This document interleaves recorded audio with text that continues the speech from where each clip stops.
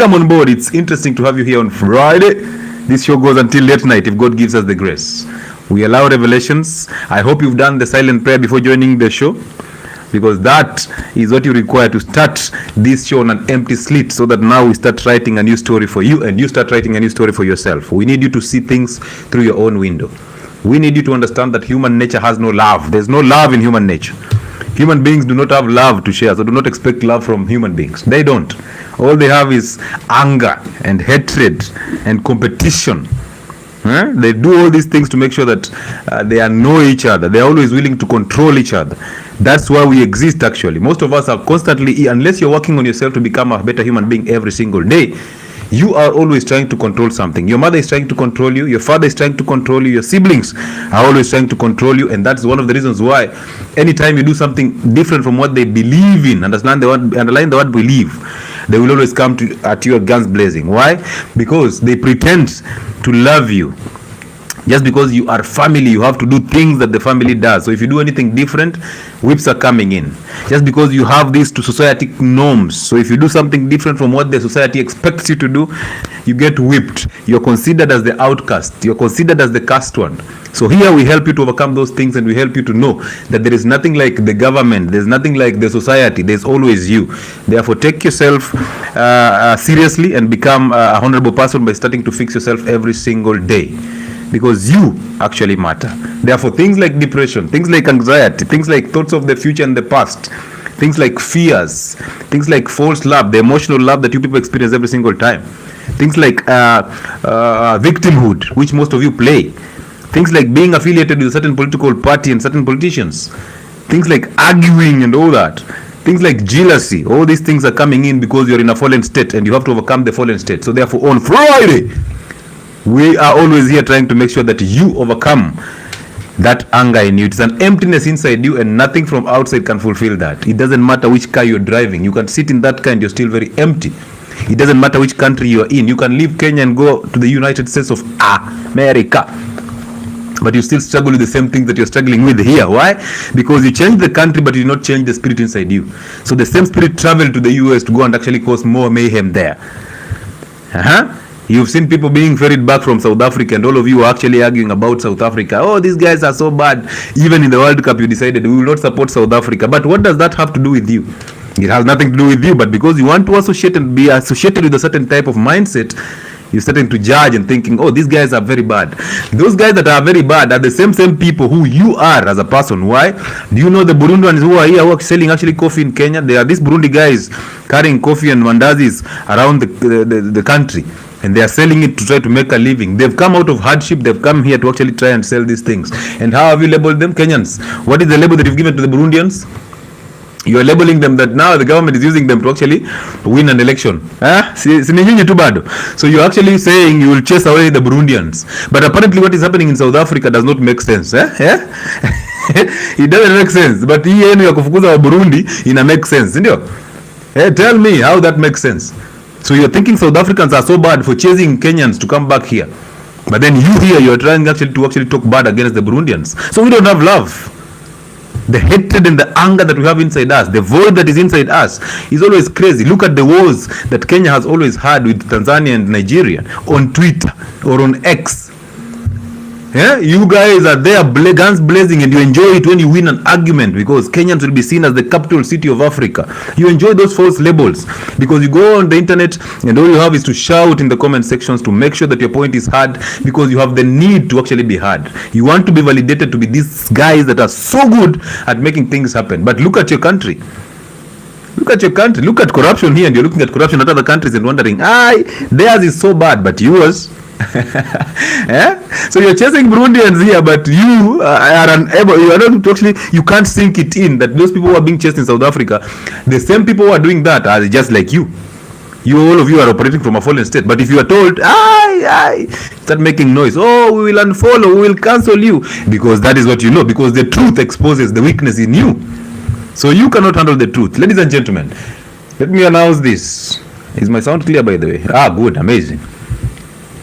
Let me announce this, that from next week on Wednesday, I think that is the 22nd, all the way to the 31st of July, we'll be in Nairobi for the physical consultations. I hope you can actually book an appointment with us. I don't want to hope. Whatever happens may. So if you wish to actually have a consultation with us, if God gives us the grace that time, kindly book an appointment using the office contact. And of course, the office contact is always pinned on my platforms. The number is 0707074722. That is the contact from my office. 0707074722. That is the contact that you can use. Send a message on WhatsApp. Do not call. You can even send a normal text instead of calling. Why do you call at midnight? Why do you call the office contact? There's so many calls coming there, and it's difficult for us to actually attend to all of you. So just send a text on WhatsApp. My name is Blani. This is my problem, and I would wish to actually have a consultation. Whether it's a weight loss a group you want to join, whether it's a physical consultation or an online consultation, you will be booked in, and the instructions are very clear. So the moment you send that text, you'll be sent instructions on how to book. All right, good. Also allow me to market my other services. We have weight loss programs. We have physical consultations that happen in Nairobi. We have online consultations that happen every single day, everywhere. It doesn't matter where I am. They happen on the internet. So we either do it on WhatsApp, we do it on Google Meet, we do it whichever platform you want us to do it on. There's no problem. We also have other platforms like Facebook, 𝗪𝗔𝗧𝗖𝗛𝗓, Telegram, Health and Wellness Sport. We have a YouTube channel called Health and Wellness Sport. We have an Instagram page called 𝗪𝗔𝗧𝗖𝗛𝗓 and an X page called 𝗪𝗔𝗧𝗖𝗛𝗓. All these platforms are mine, and you can go there and get information. So if you tell me in 2026 that you're still struggling with some certain types of things, the problem is you, because I've done a good job, I think so, and I've inspired other people to actually do more. So we are actually a country that is headed in the right direction in terms of health. Don't be left behind. On Fridays, we do a show called Identity Fridays, where we help you fix false identities, we help you overcome anger, all right, and self-sabotage. That is what we are doing today, and that is Identity Fridays by Uncle Chile. Amazing. I have somebody on Facebook called Will Mkandawire. Mkandawire, how are you? It's nice to have you here, man. Betty, I see you. I see Weston. All of you, thank you so much for joining in. People on TikTok, where are you joining us from? It's important for me to say hi to you, at least to scare Uncle Chile is my sitting room. Ajab sana. All right, I see Rael still saying nimemute. I'm not impatient. Impatience is still in the foreign state. Imagine, I just have to come in and turn on the microphones and just speaking. Hiyo achia tunaona siku hizi kwa mitandao. Nowadays, if you go on TikTok, every live is lesbians kissing. Yani, we are so short of content that the only content that is now left, the only brand that is now selling, is lesbians kissing on TikTok lives. Virginia Karanja, I can see you. Good. Somebody saying double standards. That's Morai. Yes, it's always double standards. Ndibo from Thick, I see you. Monica, I see you. I see Judy Ocheng. Jay Phoenix, I see you. I see Clinton Ortiz. Nice to have you here, my brother. 34. Doc, facilitate on mental health. We talked about mental health on Health and Wellness Sport, but again, mental health are just conditions that we talk about on this platform. Caliph Jr. from Arizona, Phoenix. Amazing. Home Care General Hardware in Canada. Amazing. I see Lucy Muragu, Rachel Ndlovu. Where? That's South African or something. Live it fit. Live it fit. Umepotea. From Syokimau, watching a Rambo movie. Uncle Chile, I missed you long time. Mashughuli tu huku na kule na kuhustle. Sasa juu hiyo story, leo ni mapanga le. Welcome on board, my brother. Welcome on board. It's a pleasure to have you here. Elizabeth from following from Karatina. Liz, Karatina ndani. From Moyale Butie, Kabale. Akamedi. What is? Interviewer. It's Brown. I see you. I see Kagai from Jordan. Live from Garissa, 34. I see you. Gladys Muigai from Olkalau. People in Olkalau, we celebrate you for having elected somebody new. But I have a story for Olkalau, so we'll talk about that today and see how far this takes us. Ramadan Inganga is in the building. Dr. Alice Africa. I see you. Jay Opande. I see you. I see Kariuki Nagi. Once again, always welcome. I see Sheila Jepkemei. Hey. No sound, just facial expressions. Relax, relax. Yvonne Mukiwe, I see you. I see who else is here. Mohammed Rio. Amazing. Locked in from Juba. Yani, in Sudan, bombs zinaanguka, we are there. Yeah, we are there. Stranger is saying Ruto 2-term. We appreciate that, man. We appreciate that. Whether it's 2-term, whether it's 4-term, me hata naweza kuwa 8-term. It doesn't matter. As long as I focus on myself. I am 8-term. I don't care about what Ruto does or what. I am 8-term. Mimi ni 8-term.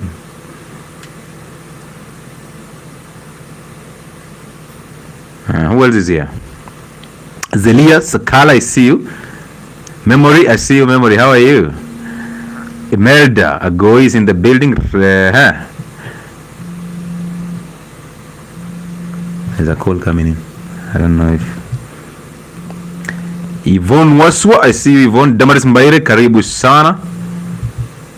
I see Joyce Anyango and Carol Mitei. All of them are on YouTube watching live from Uncle Chile platform. Amazing. Brenda from Kisumu, I see you. Brenda Witi, how are you? I see. Huh? Let me just see.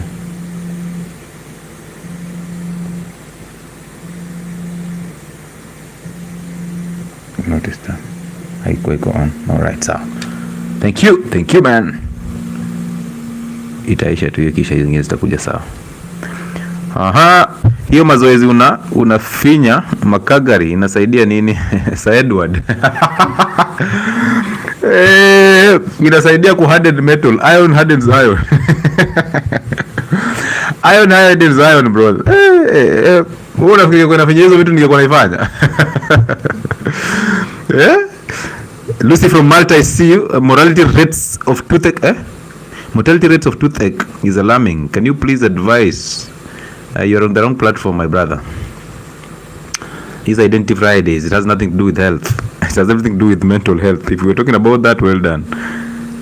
Somebody is called 𝗪𝗪𝗘𝗡𝗡 Kenya Limited from Kisii ndani.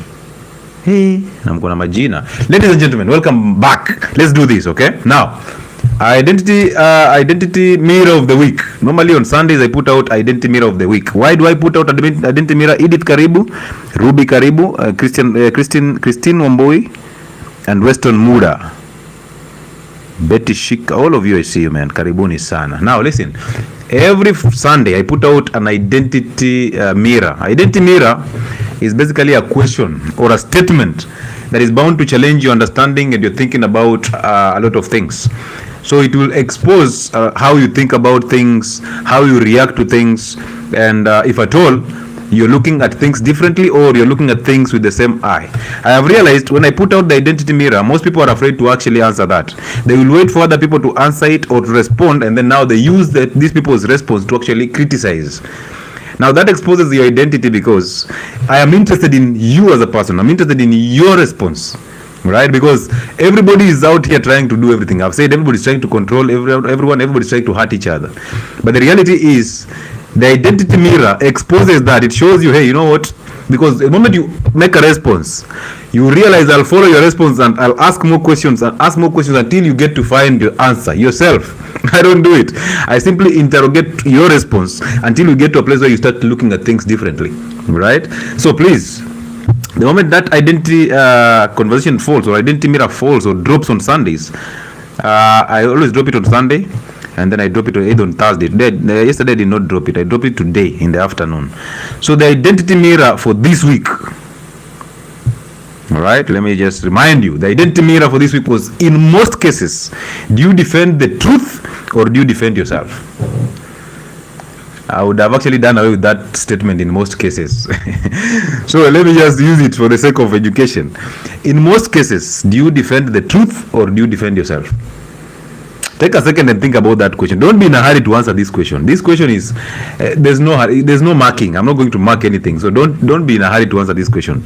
Because I realized that in most cases, people are always trying to look for how to defend themselves instead of actually looking for the truth.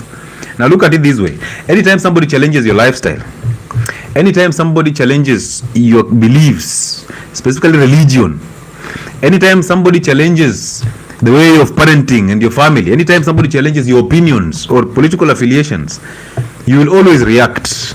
And you're not reacting because this person who is challenging you is actually wrong. No. You're reacting because you are unfamiliar with the truth. So therefore, if anybody is telling you the truth, it exposes the weaknesses in you. And now the anger comes in. The anger is coming in to defend you. So you take so much time trying to defend the fact that you are right. But you don't have to defend the truth. Right? Truth is the truth. So people either align or not. And if any case, if you are of the good, you will speak the truth. That means you will not care about how people respond.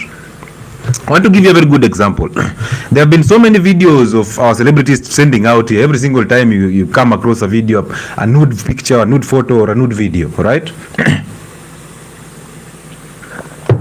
They are always trending.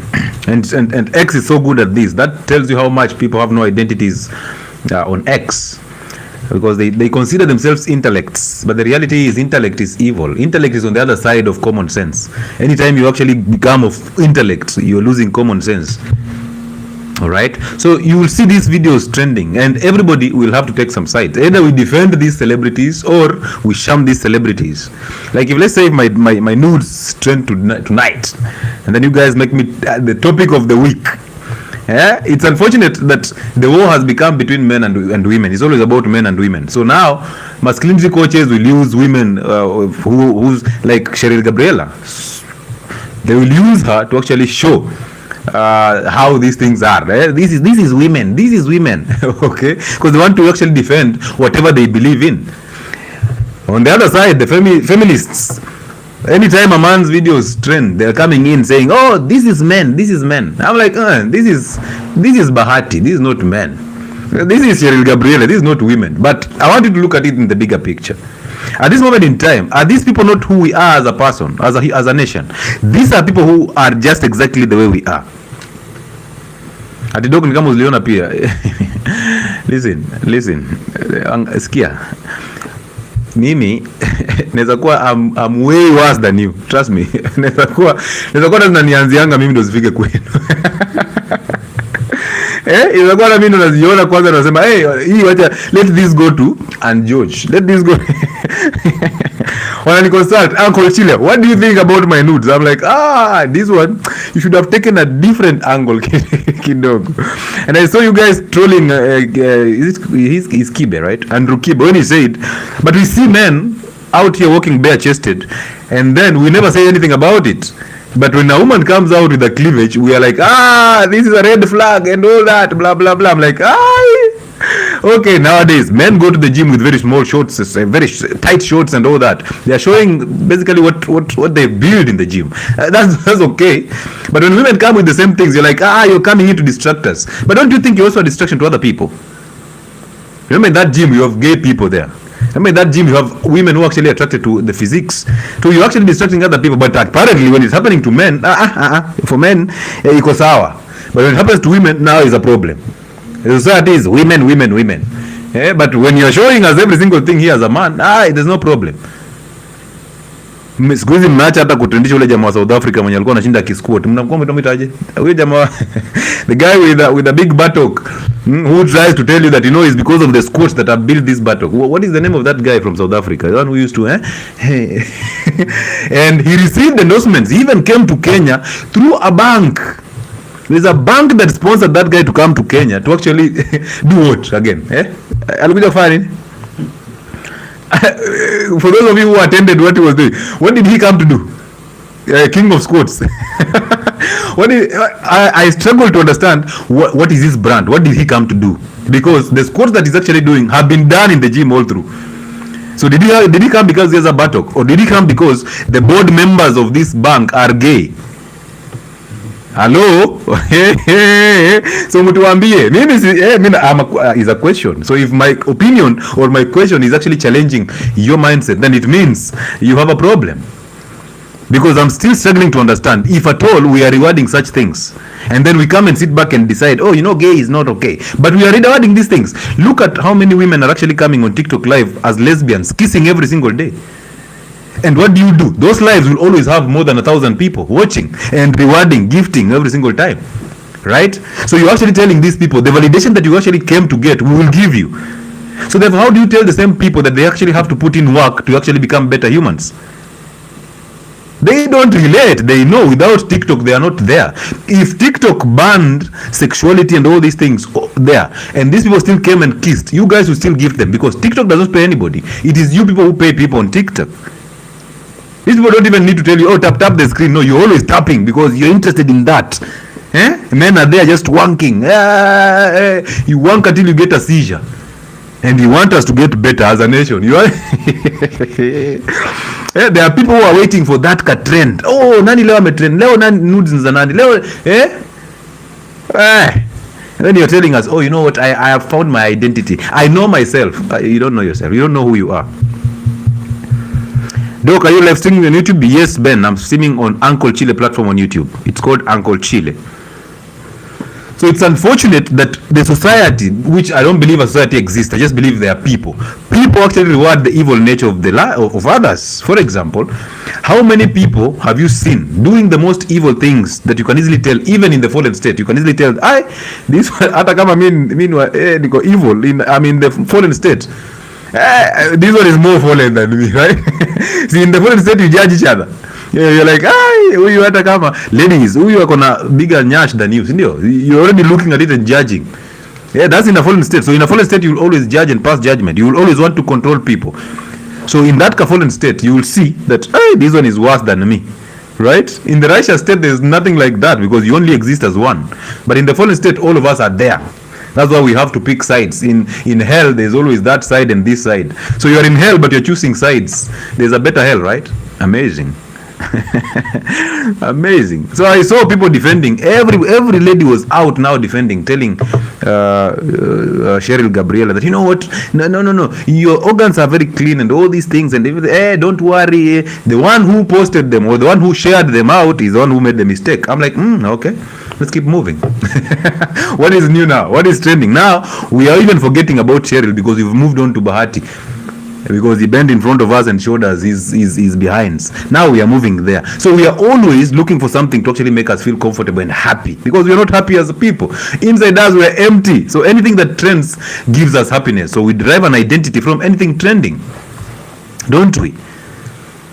That's what we do, because in our homes there's no fathers, and if they are there, they are weak fathers. So our homes did not provide a chance to actually have a spiritual bearing. We don't have a source. We are empty now because an absent father or a present father creates a void in us, and once there's that void in us, it will never be filled by external things. But you will always try to think that external things will come in to fill that void. They cannot. They will never fill that void. So you'll always be trying to chase these thrills. You are here today, what is trending today? Tomorrow you're in politics, you're getting an identity from a politician, you're getting an identity from a pastor. And talking of a pastor, I saw the story of Bahati today, that somebody just comes out and says, you know what, Bahati is actually sponsoring us to kill babies. Whether that is true or not, we don't even care, we just move on. But this is a platform for a whole pastor, a whole prophet. Aye. Nowadays, say anything so that you can trend. Say anything. Sisi ni Gen Z ama mnajiita matonka. Nyinyi matonka. Akula kitu nawashtua nyinyi matonka. Of course, fear is gone. That is a very good thing. However, we cannot be using this identity to actually oppress other people. We have to be honorable, so we have to fix ourselves as we move forward.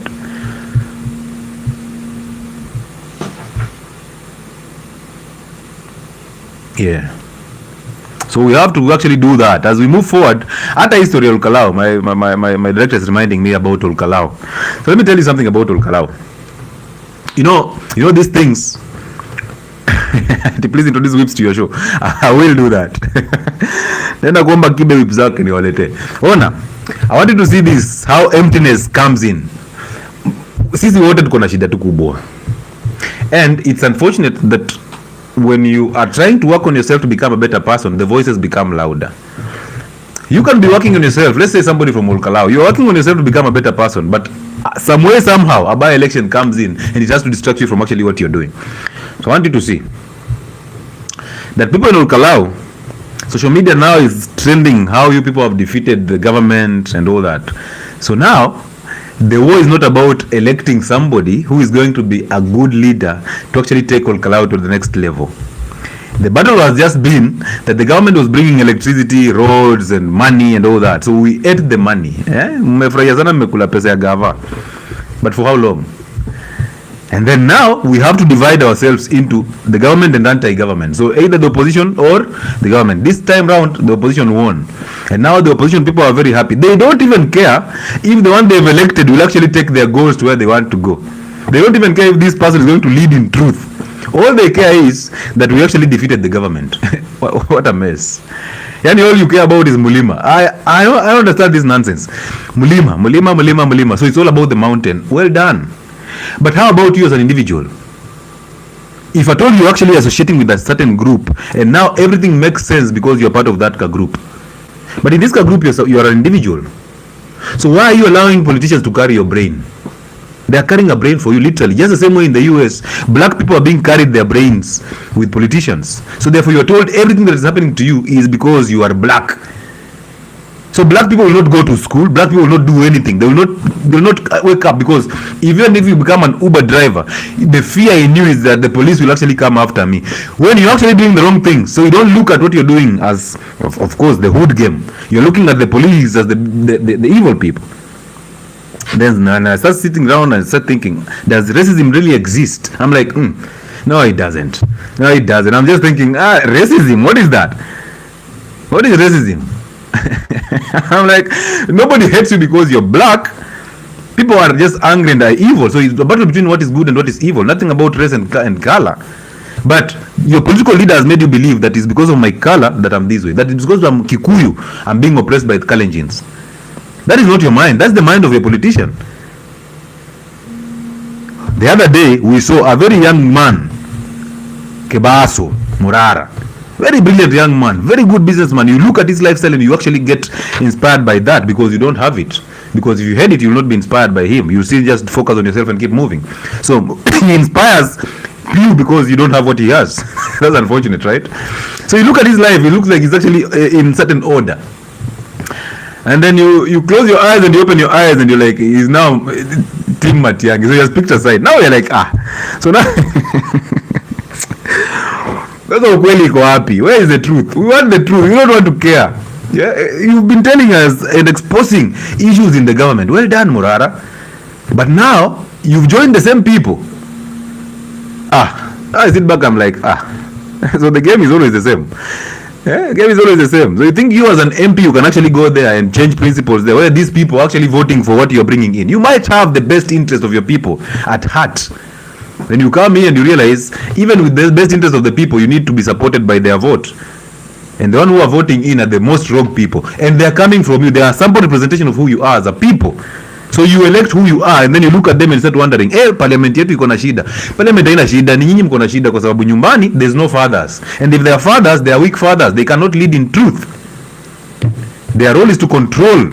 Their role is to oppress. Their role is actually to act on the evil side. They are afraid of being exposed by the truth. So anytime they are challenged in terms of opinion, anytime they are challenged in terms of their lifestyle, anytime they are challenged in terms of their political affiliation, they get angry. I remember there was a time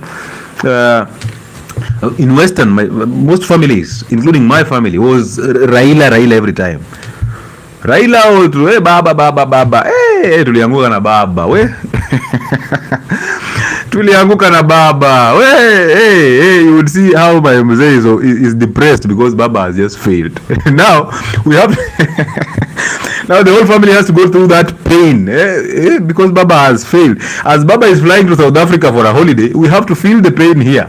Because you can imagine you're there just looking at other people being sworn in, but baba ilikuwa inauma. So we've been dragged into this not because baba did anything for me. It's because my father was a support of baba and I ended up supporting baba because we want to be associated in a certain type of group. And now in 2017 I was like, maybe I'm not voting baba. And I'm not, because I can easily see the curve, how it's actually working. I see these people are the same. Whether he fails or he doesn't fail, it doesn't even affect me. So what I'm going to do, I'm going to vote somebody who will make sense to me in terms of the manifesto. Well, I think that's the first time I voted Senli. So coming back when elections were they went the way they went, I was there just saying, amazing. And you could see the looks of the people in my family. You're like, Allah, kwani mmekasirika? Nyinyi mmekasirika? Me I'm not team Baba. Why are you angry, guys? Baba amelose tena. Hii hata imeibiwa. I'm like, Baba hajaibiwa. Tumepigia mimi mwenyewe sijapigia Baba. So Baba hajaibiwa. Kuna yangu kwa lingine. Everybody was angry at me. Wewe, hapana, watu wengine hapana, Wakikuyu. I'm like, so imeanza kwenda hiyo direction. Now it's not about politics at all. It's not about reality. It's not about the truth. It's not about fighting the Kikuyu. Just the same way right now, Mulima is fighting Ruto with no principle at all. I'm like, convince me that there's a problem. Don't tell me I vote against something. I want to vote for something. You're telling me, Kenyans don't vote for something. They vote against something. I'm like, wewe. Me nitoe hiyo category. Me, I have a brain. I can carry my own brain. I think for myself. I can see what is actually happening. But you are coming in to tell me how these things are not happening. What are you telling me you'll do better? Or what are you doing better right now? Apart from just making noise on the internet. What are you doing better? You're dividing me. You're telling me I'm not from Mulima, so therefore I don't deserve some certain types of things. I'm looking at you. I'm like, you're telling me because I'm Luo I should support Ruto. I'm like, where? You remember how people made noise to me when I said that when my senator from Vihiga was stoned in a political rally in Kisumu, and I said, you know what, this is not about Luyas and Luos. No, this is about him. If Osotsi is stoned in Kisumu, how is that affecting me? That's their business. That's his business. He went there. I did not ask him to go to Kisumu for a rally. That's his own ambitions he's chasing because he's empty. And he thinks if he achieves a certain type of level, he will become complete and fulfilled. Imagine him as a student in high school. He never thought he'll be a senator. Now he's a senator. He's still chasing bigger goals. And then I'm being dragged into this just because I'm Luhya. Mimi hata ukue jirani yangu, hata ukue ni brother yangu umesimama politics, you chose that route alone. I remember there's a friend of mine from Mombasa who was telling me, from Kwale, he was telling me, he's a teacher. Guy is telling me, you know what, I want to, nataka kusimama hii kiti ya walimu, I think is a TSC thing. That they have teachers having some politics and all that. So he wanted to be the teacher's representative in Kwale. Then he inboxes me and tells me, hey, niaje bro? Mistake number one. You want to call me bro because you want to ask me for a favor. I'm like, mimi si brother yako. Hata brother yako mwenyewe anajua. Pali kuna shida, mimi nakuacha. Nakwambia solve it, will find me when you've actually done with your nonsense. We are about to do the same mistake again in the next election. Trust me, Lucy, it's going to happen. Why? Because we are voting emotionally. And where are emotions coming from? Thoughts. And who is controlling our thoughts? The same politicians. So today they do something wrong, because what is wrong and right? So according to you, they do something wrong, you come arguing. And then the next time they do something right, you come happy. So they know, because politicians survive on you being emotional. Evil nature survives when you are emotional, because the evil nature in you does not want you to always be calm so that you see beyond the emotions. No, it wants you to be emotional so that it controls you. The devil will always survive in you. The spirit of anger will always survive in you when you are emotional. And that's why I tell you, every single emotion in your head, in your life, is actually coming from the thoughts. Tell me one emotion in you that is not coming from your thoughts. So now you're voting emotionally. So you expect to make the right decision when you're actually voting emotionally, when you have anger. Anger controls you to vote against other people, not because they are wrong, but because you don't want to be exposed. That's anger. So you will destroy every single thing. Look at the activists, how they speak on the media. Look at them at Bunge la Wananchi, how they're actually shouting and making noise. And all that noise is not creating any solution for anything. They will come on podcast and they are dressed well, and when they speak, they are eloquent, and you start thinking maybe these are the people that we need. But what they are doing is they've mastered the art, because they are in the fallen state just like you. They have mastered the art to control each other in the fallen state. You see that? And then they have these resources. So they know you don't have the resources. Now they use those resources to actually destabilize you. They know that. So they'll make something good today to excite you. The following day, the same people are actually depressing you. The same Jalango who is exciting you in Langata is the same Jalango who comes here to depress you because he's anti-Sifuna and you are pro-Sifuna. Do you see that? They understand the game perfectly, and trust me, even the president knows that. The more emotional you are, the more you are constantly in the streets, the better his survival. You are in the streets just because he said financial bill 2026. Now you're going in the streets. So he understands that game. So keep being emotional. The more emotional you are, the more you'll never see sense. You will never. Hautaiona sense. Hata uambiwe nini. Wewe unajua uko right all through. Unajua ngatu hivyo. So people in Olkalau, as you celebrate the fact that you actually won against the government, what is your new member of parliament going to do for you? What is he going to change that has never been changed? Now that you already have roads, now that electricity was already brought there. So what is he going to do differently than other people have done? What is he going to do differently? Amwezi kaa tu mkisema tumeshinda government, Ruto amefunzwa lesson. Ruto has not been taught any lesson. Remember, he is the president, so he actually has achieved what he wanted to achieve. He still feels empty, that's why he still needs another term. So who do you think you are? Imagine him at the epitome of the country, number one in the country, but still feels empty to keep on chasing his goals. Like, I thought if you become the president, that's the end goal, but you still have other goals. But his ambitions and lies. Every single emotion in you is coming from thoughts. And who controls your thoughts? The devil. That's the devil in your head. The devil in your head is the thoughts. That's why we tell you every single day, do a silent prayer to overcome thoughts. Stay present every single day, because every experience and every feeling that you're going through is coming from association with thoughts of the past or thoughts of the future. Thoughts of the future are anxiety. Thoughts of the past are depression and judgment. You see that? So jua kila emotion you go through, every emotion that you're going through is because of a thought. That thing that you're calling love, I love them so bad, that's a thought in your head, and somebody taught you how to love. Whether movies also, somebody taught you that. So you have a script that you're just acting in, but it's not your script. It's a script in your head. Alright? So politics is politics, but you have to focus on yourself so bad to overcome anger. The moment you overcome anger, you realize that you will see things differently. That's the only time you will vote right. That's the only time you realize what is actually evil and sieve out. Because the spirit of anger inside you cannot allow you to walk out of evil. Once you overcome it, now the spirit of good comes to you. Now you can have love for other people. You can now have love for other people. Otherwise, you'll be thinking of Kikuyu, Luo, Kalenjin, and all that. That's just tribal grounds. Doesn't make sense.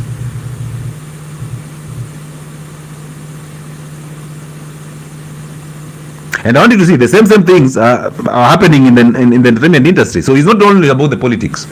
In the entertainment, is actually even in the judiciary. Didn't you see that the guys who robbed is it CJ's in Westlands? The coffee parlor in Westlands, those robbers who came in and robbed people with guns. Didn't you see that one of those guns is actually linked to a top judge in Kenya, Mr. Muchelule? Yeah. And then this guy comes out and says, I don't know. I don't know how my gun disappeared. Don't you see these things? Like somebody, my gun gets to disappear. Unfortunately, I don't even realize it has disappeared. How many guns do I have? How many guns do I have? Now a suspect is caught with a gun in robbery. And this gun now, the serial number is linked and registration is for a top judge in Kenya. And now the judge is being asked, you know what, the honorable thing to do is to resign so that we actually investigate you. He's like, this is my gun, yes, I agree, but I don't know how it disappeared. Mi sijui, ni yangu lakini sijui ilipotea aje. And apparently the robbery happened in Westlands. Lakini Kenya. So we see you on Wednesday next week in Nairobi for the physical consultations. Make sure you make an appointment with us with the office contact. Better someone we already know than starting afresh. So heri amalize yake 10. I'm telling you this. The problem is not Ruto. The problem is us. Because the problem does not start with the politicians. It starts with the home. In our homes, we will talk about the spiritual order of life. Let's review the spiritual order of life. That God above men, men above women, women above children. Feminists, most women who are raising children on themselves, when I say this thing, they will always come against me. I don't know. They will come after me because I am exposing the reality. Today I saw somebody's status, I think it's Clinton's status. He was saying that an older woman or an adult woman living alone is already going against nature. And I could see the trolls that were actually coming in with that post. I'm just like, where? You know, before, this was Kuza Kitambo. A lady will actually come from the father direct to the husband. Alright? Now, she has to come from the father to her independence, and then now, when she's independent, now she has to look for somebody to actually lean on. You see that's the bigger gap there. But anyway, let's go back to the spiritual order of life. That God above men, men above women, and women above children. Now, whatever you do with that spiritual order of life is up to you. Whether you like it or not is up to you. I did not create that order. That's a spiritual order of life. Alright? Now, this order dictates that love comes from God through the man to the woman to the children. That is the flow of love. So therefore, a family that has no man, that has no father, or that has a father who does not uphold this spiritual order of life, that family is empty already. The children will suffer. And most of us hail from those families. We hail from families where our fathers did not lead in truth. They were afraid of our mothers. Why were they afraid of our mothers? Because they married their mothers. So when they married their mothers, because they hated their mothers so bad because their fathers were absent. So what happens? Let me show you clearly so that you get it. So we have God above men, men above women, and women above children. Period. Now, without the man, the order is already distorted. So therefore, there's no love in that family. With a man who still hopes that a woman can provide for him, that is against the spiritual order of life. Because if a man is above a woman, it means the provision, the protection, the leadership in truth will follow that order. So a man leads in truth and does not teach. He just leads in truth and people adapt. The woman adapts and the children get to adapt to that order. Our problem is we don't know how to handle the truth. We don't lead in truth because we don't uphold the spiritual order of life. And now once that happens, this is a weakness already in a man. A man who expects a woman to provide for him, that's a weakness. A man who moves into a woman's house, that's a weakness already.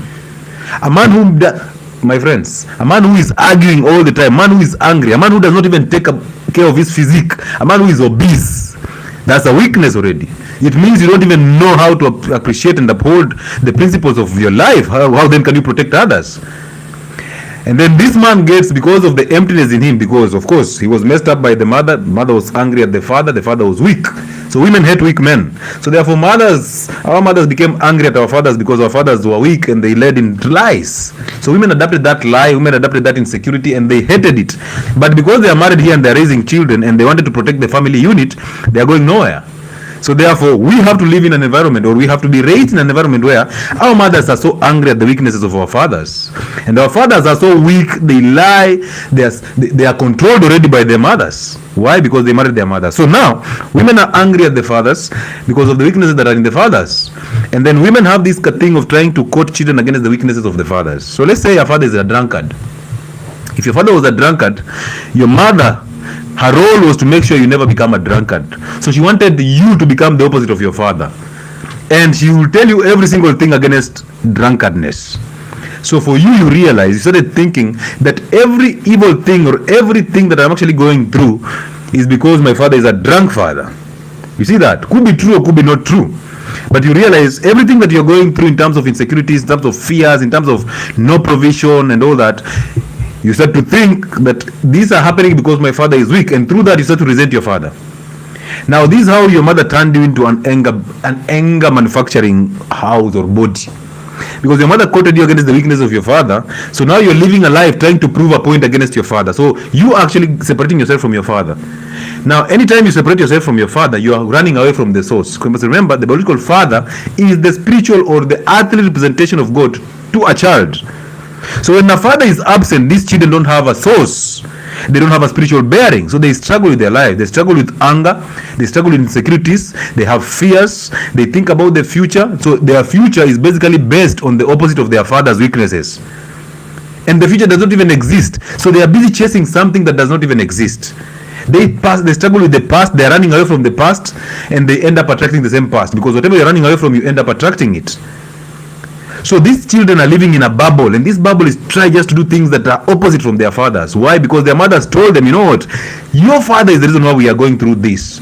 I have to bust myself out there working and struggling with other men because this man is weak. So you end up adapting that, and through that you have already picked a side.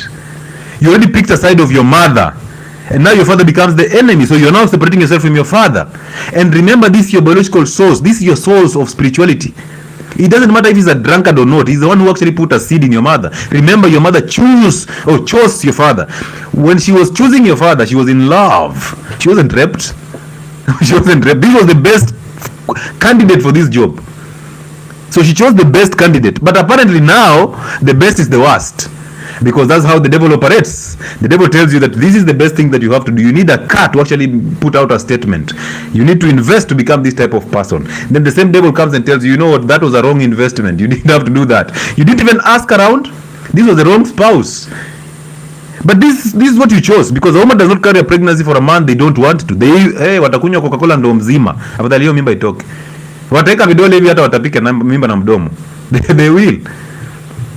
Because they are not giving it to you because they want you to actually be that man. They are giving to you out of sympathy because there's something you're offering them. So they give you out of sympathy. They are thinking, huyu jamaa ameleta maua sana, wacha tu nimpatie ndo niendelee kumcontrol, because men are the sex addicts and women are the sex sellers. So they are actually vending the sex and the men are the addicts. So therefore sex is being used as a tool to control. That's why when you retain semen, your woman is always crazy.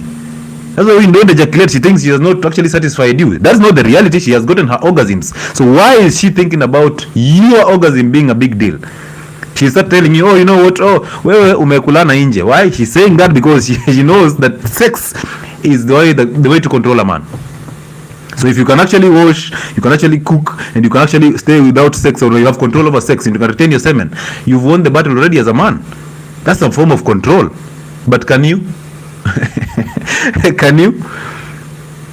When I posted a video just doing a hip thrust, and the only thing men are actually looking at that and telling me, unajua nini, wewe hii chuma sitavunja chuma. I'm like, wewe kwenda. Kwera kabisa, kwera. Like the only thing you saw in that exercise is not even asking what it will benefit. You're actually looking at it and thinking how I should protect my penis. Like that's how small you are thinking. That's how sexual you are. Just looking at now, you're looking at the gym and you're thinking about the sex. Are you not the same people who are in that gym and looking at other men's buttocks? Are you not the same people who come to the gym with these sweatpants and you're sagging and your buttocks are all over, marketing them? You are not just telling us you're gay. Are you not telling us that, but you're afraid to actually come out of the closet, right? Sini nyinyi tu bado ama. So wezi angalia kitu uone workout, hata uende research useme hii workout ina support muscle gani. Wewe kazi yako ni docs utavuja deki. I'm like wewe.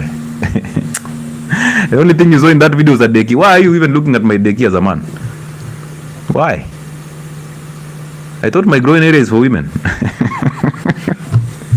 Wacha tukunywe maji. So mimi nakwambia ukasirike, ukitaka unfollow na uende. Alafu niko blessed kwa profession yenye hata ukienda utarudi tu. Hata hii identity utakimbia ufike huko realize by then mimi niko na maadenda ni ya roho yangu. So I was talking about that spiritual order. So now you resent your father because your mother said. So basically you're not resenting your father out of truth. You're resenting your father out of your mother's anger. And you're expecting to actually have an identity, yet your biological father is your source of identity. How? And you as a man, you're resenting your father, but you are going to have children if God gives you the grace, because your family failed so badly. So now the emptiness is in you is to actually make a family work. So you have the emptiness in you because your family did not work. So you want to yours now. The bigger family did not work. Now your family has to work because I have to prove a point to my father that I can actually hold down a family. You see where the problem comes in? Now you end up getting into a relationship, and the only thing you want is to make sure that this woman stays with me, just the same way your father stayed with your mother. Even if there was chaos every single time, they tried to protect that. And anybody who's protecting anything is a liar. The only liars have something to protect. The truth has nothing to protect. So when you're lying, you're protecting something. So your father was protecting his ego, he was protecting all these things that he had, all the evil nature in him.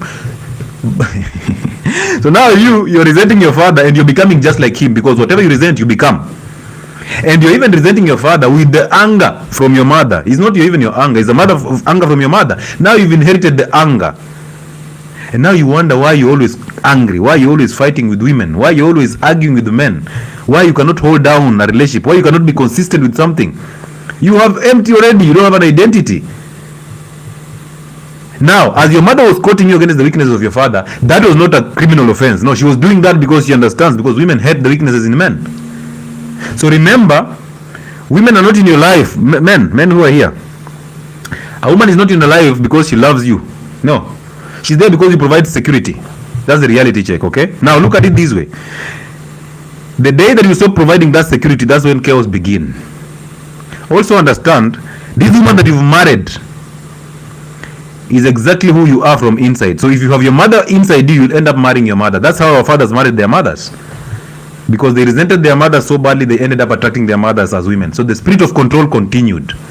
Some of you ran to the US thinking that if you marry a white person, it will be different from the Africans. Only to realize the same spirit that you came with from here to the US, you attracted the same spirit there. All these people have a difficulty in actually getting a relationship. Why? That's why they divorce so early, because fathers are weak out there. They are there. Some of us, actually most of us, we hail from families where fathers are very present. They are constantly there. They are actually doing everything, trying to make sure that they pay your school fees so that they are the man. So everything they are doing is to prove a point that they are the man. When you're trying to prove a point, you're empty. You're very empty. That's why you keep telling your woman, oh, I love you, oh, I love you, because you know that words will actually sell something to her thoughts. Words will trigger her thoughts because it's also empty. And anything that makes sense, because her father did not provide a bearing, because her mother was so angry, so she saw that as a problem in that relationship. So she's looking for something opposite to that. So now when you're telling her anything beautiful, oh, you're beautiful, and keep on reassuring her, she opens up her legs. She forgets about anything else. Now she gets a child from this guy that she opened her legs to, and then she starts blaming the same guy. Now she plays the victim. Victimhood is where? In the fallen state. And I remember I put out a post on Identity Mirror, which was saying, it wasn't an Identity Mirror, it was just a post, word of the day, right? Let me just pull that out. Ndio mjue venye vitu zina operate. Hizi mapost naikanga ni za kuwa trigger kidogo. And true to it, if it affects you, you get triggered. If it affects you, you will always get triggered. So listen to this. Let me just find it out. Let me just get it. Jua kila siku tunaandika kitu mpya, so vitu zina change kila siku. What are YouTube? Is my sound clear?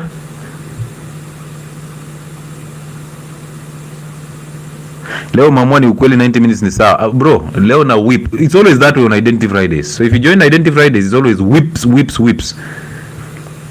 Because all of us are empty.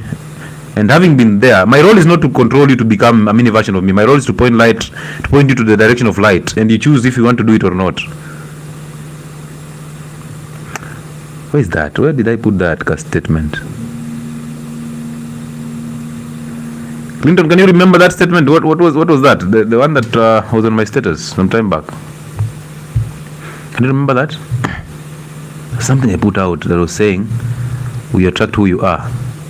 Never blame somebody that you already have. That thing really triggered people.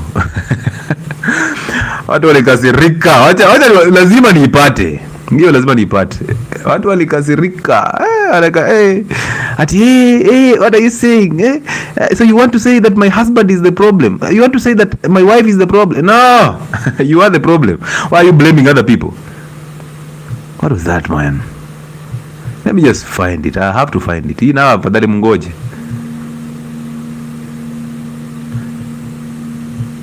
Man, where is it?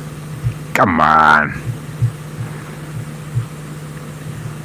Haiwezi potea hivyo. Haiwezi potea hivyo.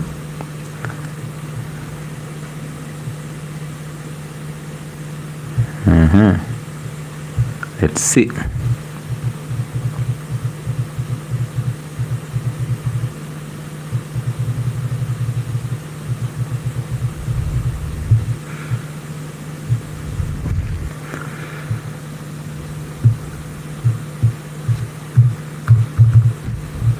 Something about attracting who you are. Sometimes unakaa tu hivi. Yeah, good. Here we go. So it was like a word of the day. So word of the day. You will always see yourself through people you attract. Ebu take a minute to just think about that. That you will always see. Thank you, Clinton. You will always see yourself through people you attract. So listen keenly. You will always see yourself through people you attract. It is always about you. And then I said, do you see why you attract who you are? Because you will always see yourself through people you attract. So those that you are attracting are exactly who you are. So you attract who you are. So stop telling us that, you know what, I see marital coaches saying you will, the pair that actually matches is the opposite of you. You will attract the opposite of you. Wewe, hiyo ni science inawaambia unlike poles attract.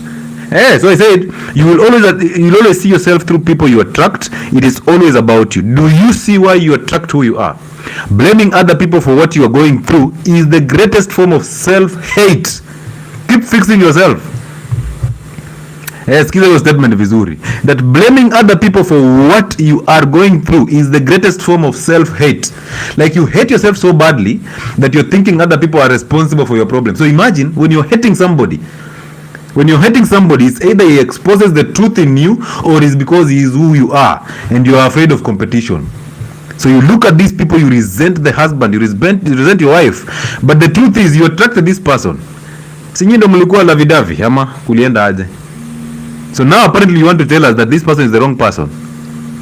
But you attracted who you are because you came in with an insecurity. You came in from a family that a father was weak or absent. Now you're looking for anything that is going to provide a father figure.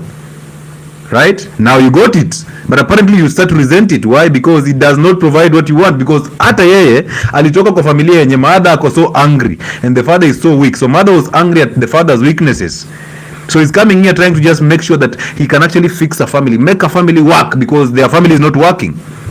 So he's coming here with an emptiness and you coming in with an emptiness. And apparently both of you believe that your emptiness is going to be fulfilled by another person from outside you. You will never work on yourself because you'll always understand that my weaknesses, he will take me with all I have. I want a man who will love me with everything I have. You see that? And that man exists. Unfortunately, that man is exactly who you are. He's also having the same thing, same idea. So now the two demons are here in a union called marriage. Most of you are not even in marriages. Most of you are just in unions because a marriage is an institution ordained by God. So a marriage has to hail from a man understanding the spiritual order of life so that he leads in truth. And the only way to lead in truth is to admit that he is wrong and then God takes over. To overcome anger and overcome his mother so that he doesn't marry his mother. So the man is coming in with an emptiness. And he has the anger from his mother. So inside him he has the mother. And then you are just his mother. The spirit is the same. The body are different. You see that? And then now blame game starts. Once you settle in this union, you call it a marriage. You've labeled it a marriage, but that's a union. Just because you have a kapete. And married men in quiver wanatoa tupete, wanafanya hivi, afadhali hata wapake kitu hapa izime hiyo rangi ya pete. Nowadays married women in Airbnbs hata wanasahau ring ndani ya Airbnb na wako kijana. Unakumbuka una ring mwenye umefika nyumbani kwa yani maacha ring kwa Airbnb. Alafu unapigia ule rafiki yako, hi. Naweza pata hapi ring kama ile. Unajua niliacha na kajonte. But jonte almost broke my waist. I don't care if my husband doesn't. I don't care. I will jonte is jonte. Ako ni union. Sasa two demons wamekuja kwa union trying to satisfy the emptiness in each other. Now realize this, when the devil now wakes up 3 years down the line, kwanza mshapata kamtoi. Marriages break in the 3rd, the 6th, the 12th and the 18th year. Kutoka hapo sasa ni kuvumiliana tu. Miaka 3 mmekaa kwa ndoa, mmesurvive miaka 3, tunangoja 6. Kuna ka excitement in those 3 years, the sex is on the roof and all that, the excitement is still there. However, you people already had sex enough when you call it dating, right? Having sex without responsibility. So you guys were having sex there. Now you're here atika excitement katatoka wapi? Atika excitement sasa kamekuja ndani ya relationship. Uko like 2 days ushachoka na huyo mtu, uko like and then you remember mlifanya wedding. Hiyo wedding uliomba loan. Sasa banki inakudai 1.2 million to just please us. Si tulikuja kula keki. Si keki ni 500,000. Si kwani mimi nani nikatae keki yako? Hiyo siku watu wanasema eat sugar and wheat. Alafu tuko hapo, the lonely ones, we are clapping for you as you're putting in the name of the Father, the Son and the whatever it is. When you put it there and then you may now kiss the bride. That is where the emptiness begins. Now it dawns on you after the honeymoon, it dawns on you that by the way, na kameanza kunona na kame relax, ni kama kame achieve goal zake, kameanza kunona haka mtu au mimi spendi wanono, but huyu ni mtu uli attract. Divorce uone venye atenda gym, ajitume mbaya, attract another one, just empty, another empty one. Na wewe si tumbo imeanza kukuja, wewe mimi ni chairman, mama anapikanga fiti, mama mama ana take care of me, unaona hiyo kitambi buda na aka kanyamaka hapa, mama ni deadly, mama tu jo, mimi siwezi kula place nyingine, nakula tu food ya mama.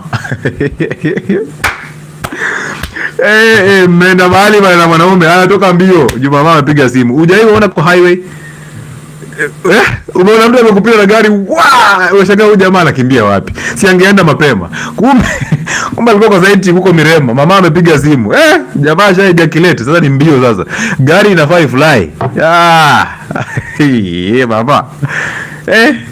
Ati unajua lazima nifike home before watoiwa dose. Watoiwa wako wakini.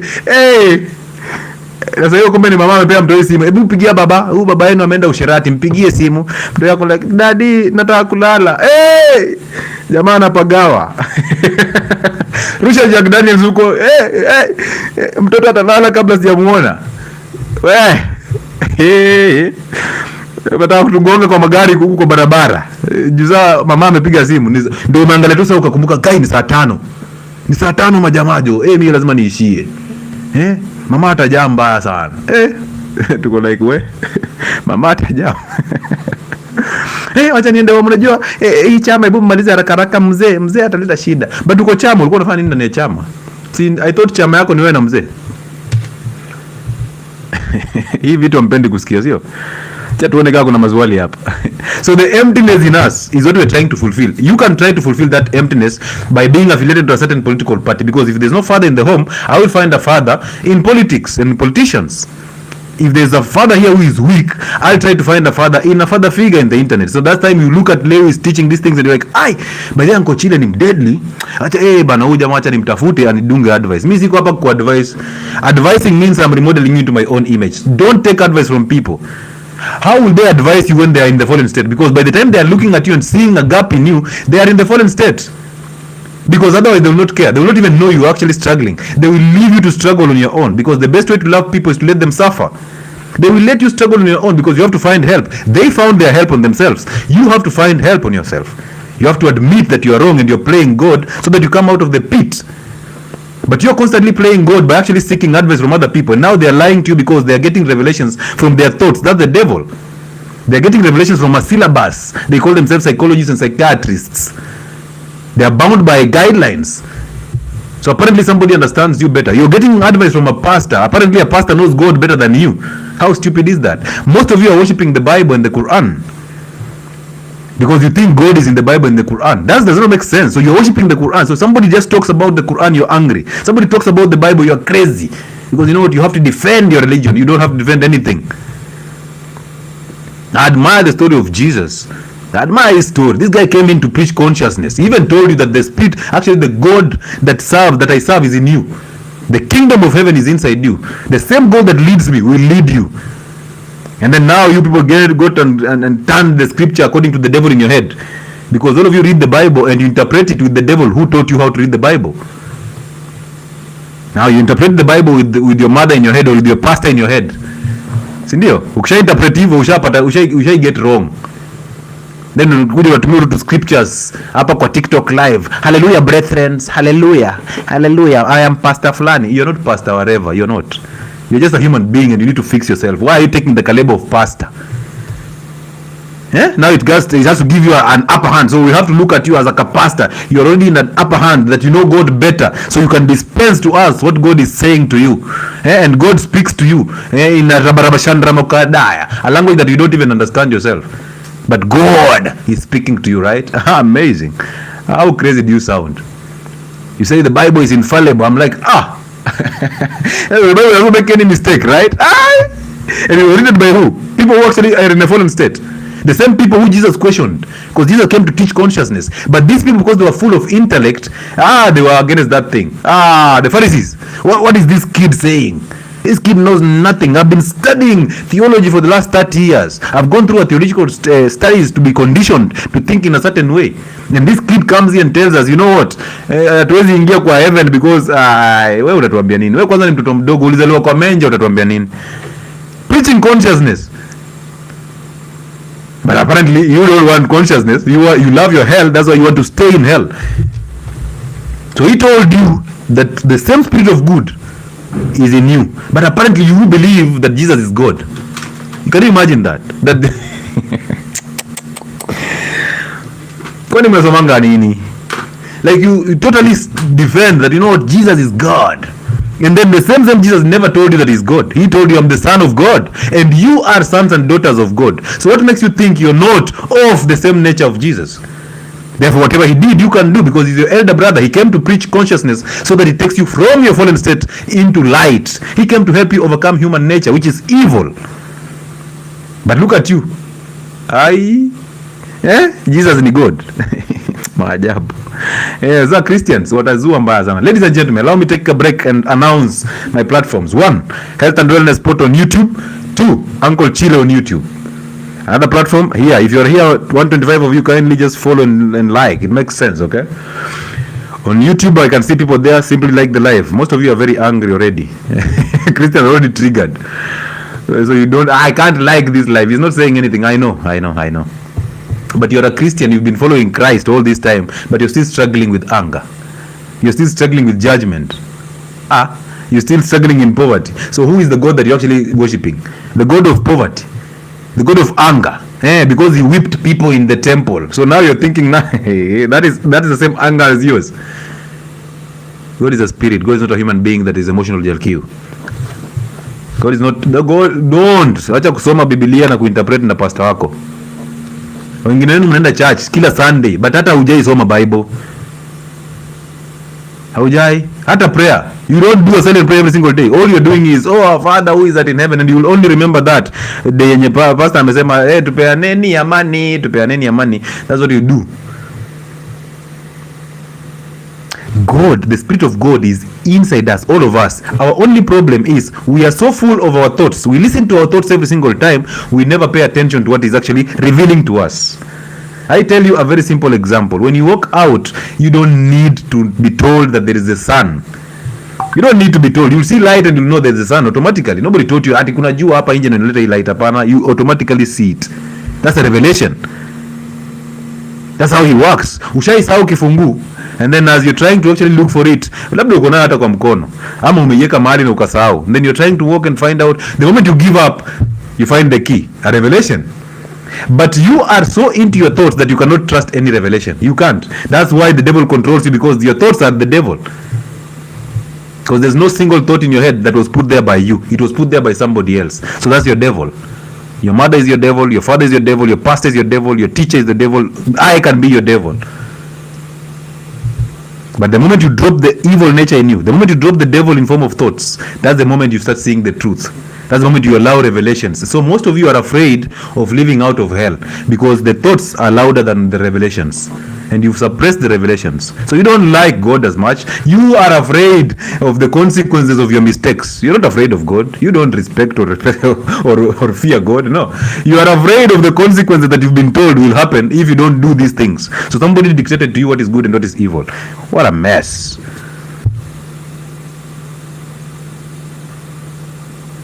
Ati pia wale wanasema ni watatu kama kona za sambusa. God the Father, God the Son, and God the Holy Spirit, and all these are God. Where is your common sense? Where is your common sense? The way our parents get angry and think you're lost when you stop going to church. Oh, this one happened every single time. And realize this. A father who lives in truth does not tell you to go to church. A mother who upholds the truth and who actually married a man who actually lives in truth will never tell his children to go to church. They will go and the children will follow. Most of us, we know we are not Christians because we've been led to be Christians. We are Christians because we were controlled by our mothers to go to church. So you are born into a family that is Christian in nature and you become a Christian. So it is not your choice.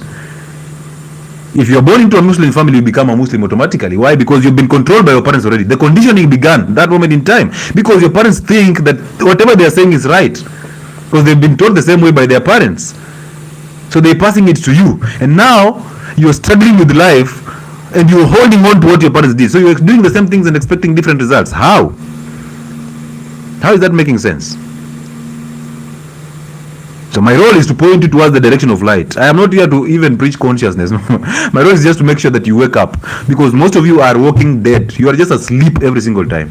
You are angry, you are reactive, you are emotional, you react to everything, you pick sides, you judge people, because in the fallen state, these things are happening there. You are afraid, you don't trust revelation, so you cannot stay present. Therefore, the thoughts are always telling you that the future is brighter than your past. So constantly running away from the past, because the future, unfortunately, is brighter than the past. But the future is not even there. Your only real reality is now. So you've never lived and enjoyed the present, because apparently there's like a future that you're chasing. And that future becomes the source of your depression, because now you start comparing yourself to other people. If there is no comparison at all, oh, you'll be doing very well, because you have everything that you actually deserve. You have it all. But the devil cannot make you see that, right? He will constantly tell you, you deserve better, you deserve better. So from Tuesday next week, to Wednesday next week, that is the 22nd of July, to the 31st of July, these are the conversations that we have in our consultations. We try to make sure that you see life holistically. Even in our weight loss programs, we run these conversations. Why? Because most people who are obese are always playing victims. It's either the genes, their family, and all that. They're always playing something. It's always stress or a pregnancy. They are looking at other things except what is happening inside them, when the real world is inside you. So before I even diagnose you for a medical condition, or before I even try to help you overcome a medical condition, I must make sure that you overcome what is happening inside you, so that you can maintain the consistency, the patience, and the CPD. CPD is consistency, patience, and the discipline to do it over and over, even when you don't feel like, because feelings are coming from your thoughts. So we help you overcome your thoughts so that feelings disappear, unfortunately. I think that is fortunately. So feelings disappear. Once they disappear, now you see things differently. Now you actually start to appreciate your present. Now you realize, oh, you know what? I've not been taking time to actually know who I am and what I want to have in the present. And now you focus on one meal every single time. I am eating this meal, that's what I'm focusing on. I am focusing on work, we move. I am driving, I focus on the road. I'm not on the road and thinking about my family. No, I'm thinking about this road. I cannot pick a call until I get home, and then I can pick the call. So the office contact is pinned by Kekeli, 0707074722. Use that to book an appointment with us. Whether it's an identity talk, people who are depressed, you're thinking you're depressed because you've been diagnosed with depression. And a lot of you are here. A lot of us, we make a medical condition to become the center of our lives. Have you seen people telling me, oh, you know what, should I do this yet? I'm diabetic. I'm like, no, you're not diabetic. You have a diagnosis of diabetes. So stop making the diagnosis become your life. Stop picking an identity from the diagnosis. Oh, you know, I enjoyed the certain movie. I want to do that again. No, do another movie and keep moving. Stop picking an identity from a movie or a song. Listen to music, dance, and once the music is over, move. So that you don't pick an identity from that song. Now it dictates your feelings. Now you think just because power, that's how love is supposed to be. Now you become power. Now you're looking for somebody who can actually give you what power is giving you. When the one who sang that song is again struggling with identities. He's again struggling with relationships. So don't pick identities from music, from movies, from churches, from schools, from environment, from your colleagues. Don't. And the only way to do that is to overcome anger. And the only way to overcome anger is to reinstate the spiritual order of life. That God above men, men above women, women above children. If that order was not in your family, now it is your role to begin and start and reinstate that order. And how do you do it? You go and face your mother and apologize for resenting her for teaching you to become angry, or for turning you against or away from your biological father, who is your source and made you very empty. Once you apologize to your mother, you move. You don't care about what she says. Let her suffer in her own hell. Go and apologize to your father. Regardless of if he's a drunkard, it doesn't matter. Go and face your father and apologize to him for actually resenting him for being weak and not leading in truth. Just tell him, Dad, you know what, I appreciate that you've raised me to be this type of son. However, along the way, I realized that I've been resenting you, and I am sorry. Now, whatever he says should be none of your business. Once you've said those words, it means you have overcome the biggest fears of your life. Most of you are afraid of your mothers, specifically men. You tell a man to go and apologize to their mothers, they're like, madangu hajai nikosea, madangu hajai do vitu kama hizo. Kwanza wale wameraiziwa na mothers. Then they call their mothers single mother. There's nothing like a single mother. She's just a mother. So men who are raised by mothers are afraid of their mothers because they have been controlled through their thoughts. So instead of going to face their mothers to overcome the nature of their mothers so that they overcome anger and now they can lead women in truth, they are afraid of their mothers, so they love their hell. They love being controlled by women. They want to marry their mothers. And apparently it ended up happening. Hey, leo nimejua, don't pick identity from a diagnosis. Bro, trust me, I see a lot of patients. Hey, I see a lot of patients, and you will hear them when they are actually, when you give them a chance to express themselves. Utasikia, oh, you know what, because of this I can't do this. Oh, you know, I cannot drink water and salt because I have hypertension. You see that? So hypertension has become them. They were told a diagnosis, it became part of them, now it's controlling them. You see that? So instead of doing the right thing, they are doing everything to just protect the disease in them. They will take pills every day. Look at the depressed. They will take pills every day. They start getting suicidal thoughts, but they still hold on to the pills with the hope that, oh, unajua daktari wangu, my doctor said my depression will disappear. My ulcers is because of stress yenye nilipewa na my husband. So they are playing victim and then picking an identity from a diagnosis. So then how will they fight that disease? How will they fight obesity when they believe that their weight came in because of a pregnancy? But the pregnancy disappeared 9 years ago. Now you're 9 years down the line, you're still obese and you're still blaming that pregnancy. Even 4 years down the line. Mtoto wako 4 years, but unasema, ai, unajua mimi niliput up weight sana nilipopata ball. Hiyo ball haikuja na weight, ni wewe ulikuwa tu unakula vibaya. Ball ile exacerbate hiyo. So usitudanganye. Hata unajua mimi ni stress. Toka madangu wa dedi. Ai, madangu alidedi mazee. Madako alifaa kudedi before wewe. Babako alifaa kukufa before wewe kwa sababu they are old and anything that lives has to die. So do not be attached to things. When you attach to your parents so much, they become your God. They control you. When you attach yourself to your children, oh, I love my children so badly. Whatever you love is your God. It controls you. If you love your wife, she becomes your wife. She controls you.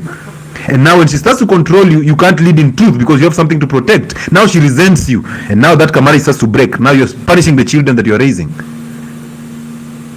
Umeona? So hii spirit of controlling yenye mko nayo kila wakati, overcome it because it's coming from your thoughts.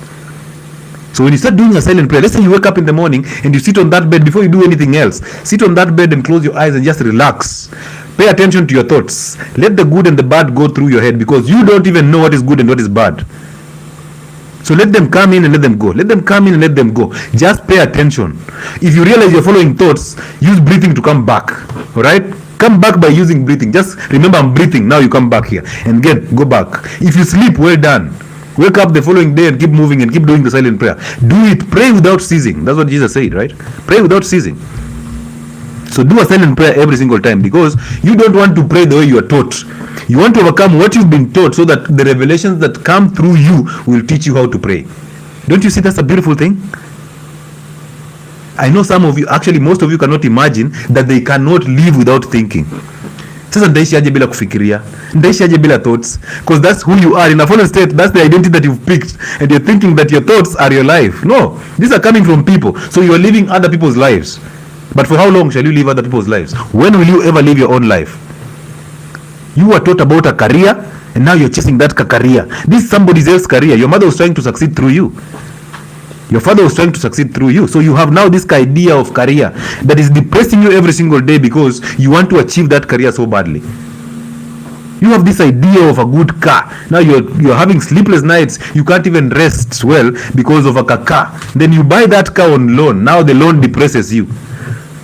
Now you buy that car and park somewhere. You are in like a good Vitz. It aids you in transportation. You parked somewhere and you see somebody coming with a Pajero. You are now hata singewesti do ninge save money buy hii Pajero. Now you are depressed. You want a bigger car. So it will never be enough for you. You have this job that is good. Other people are looking for that job, but you have this job, but you will never feel comfortable. And then playing a victim, you start saying, "My boss is toxic." There's no toxic boss. You are the toxic one. Take responsibility because once you do that, you realize your real world is happening inside you. There's nothing happening outside you. Because either way, if it's happening outside you, it is what you attracted from inside. So your environment, your spouse, your friends are exactly who you are. That's why I tell you, if you have 5 friends who are obese, you are the 6th one. Yeah, you attract who you are. Amazing. These are interesting stories that you will not allow, but amen. Again, we have to tell you that. So nimeona mmetroll Cheryl, Cheryl, but there's somebody who is supporting Cheryl. Do you see the ego that came into her in her thoughts? And in her weird world, she decides, let me go and defend my brand. You don't have a brand. Cheryl, if you're listening to me, you don't have a brand. You don't. If that brand is built on what you've been doing in private, no, you don't have a brand. But let me tell you, because these are battle between men and women in the fallen state, anytime that happens, there are people who will come out to support you. And I saw a lot of women were coming out to support you. And there are a lot of brands who will actually come in. Of course, if it was a man, they will be cancelled and all that, and noise will be there, which makes sense anyway, because everybody's in a fallen state, and now the battle has become between men and women, which I don't believe it's ever a battle between men and women. I know it's a battle between what is good and what is evil. Right? And evil people will hurt everybody. It doesn't matter who they are hurting. But they'll pretend, oh, this is because we are feminists. Oh, this is because we are masculinity. They will pretend and hide in that. But the truth is, they are evil, and they're actually trying to control and destroy other people. So if you're listening to me, at this moment in time, your platform has actually received a lot of flow. A lot of flow of people coming into your channel. Most of them are actually looking at, in terms of, they want actually to test you now. Because they've seen how you look naked, they want to test you. Some of these brands that will give you endorsements right now, the bosses want to eat you. They will. I can assure you. And because you actually provided that image, and of course, because we are all evil, we'll have to judge you. There are brands that will cancel your endorsements because your nudes are out there.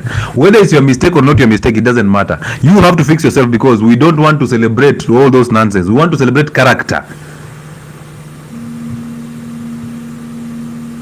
We don't want this culture that has become of private mistakes becoming public entertainment. Private mistakes have become private entertainment. Realize this. If somebody leaks my nudes, hata kama si mimi, mtu ameleak na mtu ananichukia, but is that not the person you attracted? But we've said we attract who you are, sindio? So this is just that it happened before you leaked somebody else's nude. Wewe ulikuwa na ability ya kuleak some other person's nude, ama ulikuwa na ability, if any case you are oppressing other people, you are controlling other people, you are messing other people. So therefore is always a reminder that, you know what, this is who I am as a person, so whatever I'm getting, I deserve it. So go through it. Stop coming in to seek sympathy from us. There's no sympathy. You have to go through it, because this is a person you attracted, and whatever you did in private became a public humiliation. It became entertainment to us, and millions of us are consuming it for entertainment. There are people who actually wananyonga na video zako sahi, and it's a pleasure. You see that? Hey, the people are like, okay. The others who are judging, of course, and everybody is. But that's your own problem. You have to fix it.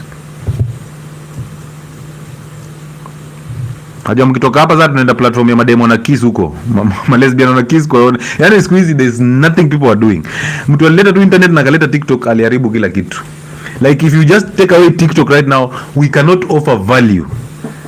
I was just thinking, like, what happened to people who can actually come in and teach somebody about something? Like, there's always something I know that you don't know. Sindio? What happened to me coming out and just teaching something that, regardless of how you receive it, I just come and teach it? Now, it's all about people who are under the umbrella. So we have to kiss for us to get numbers.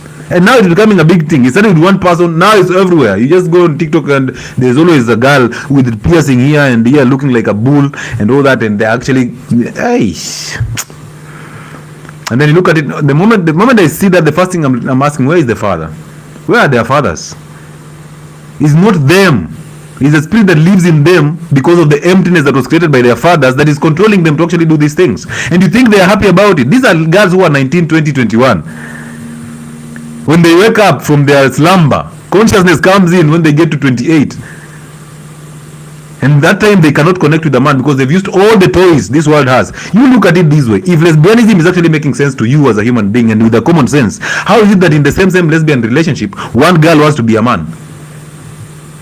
How does that make sense? In a gay relationship, that one man wants to be a woman. So then what does it mean? Does it even make common sense to you that these guys actually mean what they're doing? They don't. They are in a fallen state. So we cannot judge them. We allow them to go through that because through pain they will get to come up. Some girls tell me, you know what, I'm a lesbian because I was hurt by a man. So I chose, women actually know me better. I was not satisfied by my man. So I decided a woman can know my body better. I'm like, no. You're not hurt by a man because the man that you attracted is exactly who you are. So you attracted who you are. You were messed up by your father. It's not about this man that you attracted. He was messed up by his father also. So once you fix yourself, it makes a filter. It creates a filter for you. Now you can attract people who actually have the same identity just like you. But if you keep on blaming them, you keep on finding emptiness. So you think that now a girl will come in to fulfill the void in you that your father created. That a girl is coming in to clean the anger that your mother created. That the resentment that you have for your father will actually disappear when a man comes into your life. Which man? You want an identity first for you to attract a man. So the identity will reflect who you are to the world, and then you'll end up attracting that. But now look at you attracting that world and then blaming the same world. So now apparently a woman will come in to fix the mistakes that a man did. But in that relationship that you are in, like a lesbian relationship, lesbians, that relationship that you are in, one of you has to act like a man. So what are you saying? You hate men, but one is a man in that relationship. At a katomboy. Now we have even two girls bouncing and sagging their trousers and all that. I'm like, where is your father? Where is your father? Baba ko wapi? When you look at that question, you will see all the gaps that you want to see. You will find your answers. I can assure you. Always ask that question. And the moment you ask that question, they will block you. They will block you. Why? Because they resent their fathers, and they are seeing that whatever you're saying is exposing the weaknesses in them. Because truth always has a way to expose you. That's why you don't like it.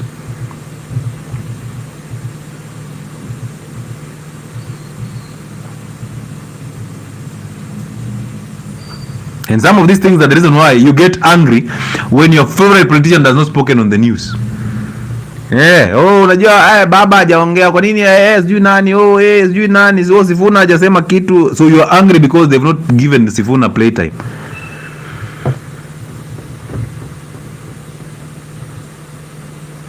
No, am I not saying the truth? You are angry because they did not give Sifuna playtime.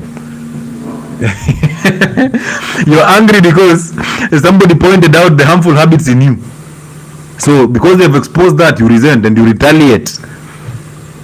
And it's not because the truth is wrong. It's just because you accepting change is a big problem. You can't even imagine that you can live life outside this. You can't, because you're thinking, now I have to change to actually suit the truth, because the truth will not care. It's you to adapt to the truth. So if you're the other side, you will have to be punished by the truth. Now you're thinking, so should I change? Imagine now I should drop all this nonsense that I'm doing. Will I even get the same attention that I'm getting from people if I just stop kissing girls on TikTok lives? Will I get this type? You people, unakaidi unajembe, by the way mimi nakanga celeb. Mimi ni celeb.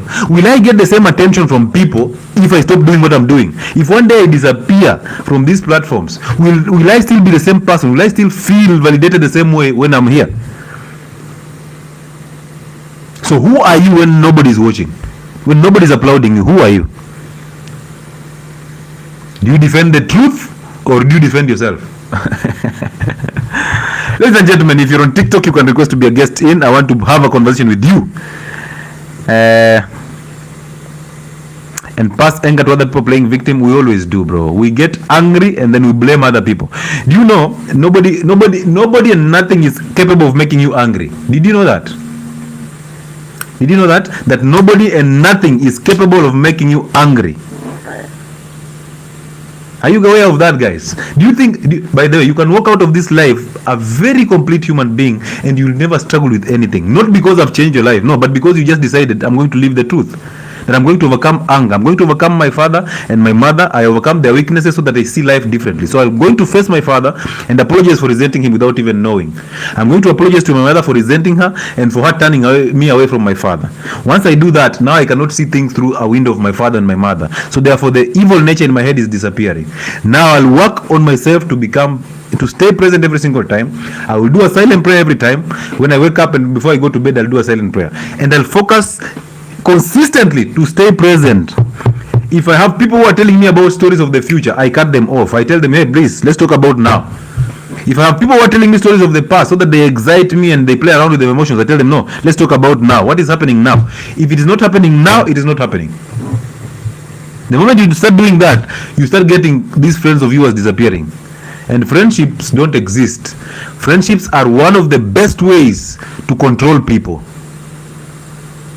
That's in the evil state, right? In the fallen state. That's how we control others. So friendships are in the fallen state. On the righteous state is just existence. So if I tell you you are my friend, it means I can easily control you to do what I want you to do, because the day that you do things that I don't want you to do, I will say, but you are my friend, how would you do this? You slept with my husband, but you are my friend. No, by the time I was sleeping with your husband, I wasn't your friend. Your husband slept with me too.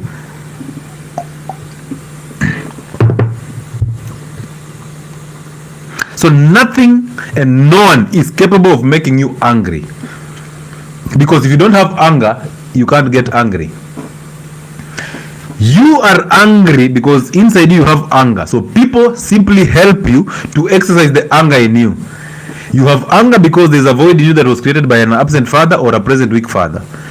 You are angry because your mother taught you how to become angry because your father did not lead her in truth. Now you have the anger already. It's just waiting for a place to exercise itself. Now apparently somebody makes you exercise the anger. So somebody says something that does not relate to you. Apparently it could be true, but you don't know the truth. So you relate to the lie. Now when the truth comes in, it exposes the weakness in you. You get angry. You get triggered. And then you blame them. Oh, you know, my husband gets me angry. You know, my children get me angry. It's normal to be angry. It's not normal. An angry person is equivalent to a murderer. So when you have anger, you are equal to a murderer. You're just waiting for a chance to exercise it, and people and things will make you exercise that anger, and then you'll blame them because the devil inside your head tells you it is not your fault. The same devil that makes you angry and shout at somebody is the same devil that comes here and tells you, please go and apologize, to feel good. So it makes you get angry and upset and agitated. You react, and then comes to judge you. Once it judges you, tells you to go and apologize. So you're not apologizing to actually mean it. You're apologizing to feel good. You're chasing a thrill of feelings. I want to feel good for apologizing. I want the guilt to disappear, because the same spirit that told you to react is the same that gives you the guilt.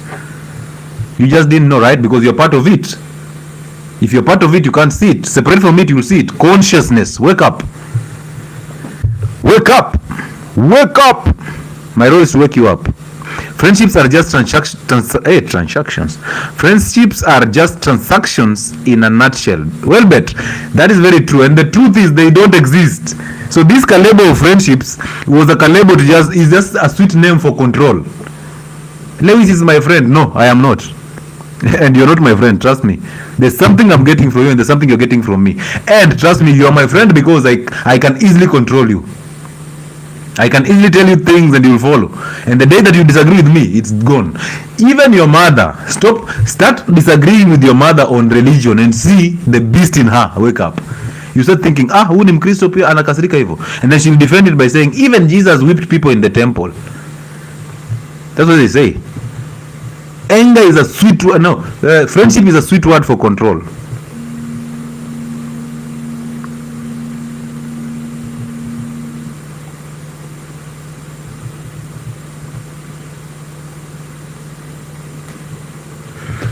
Good. Let's take in somebody. Let's take in somebody and have a conversation. Let me first of all turn on the Bluetooth before we hear his sentiments. On YouTube, is my sound clear? If you're on YouTube and my sound is clear, kindly let me get notified. The Bluetooth device turn on. Ready to hell. Yes, ready to hell. The Bluetooth device is connected successfully. Good. Now we can bring in somebody.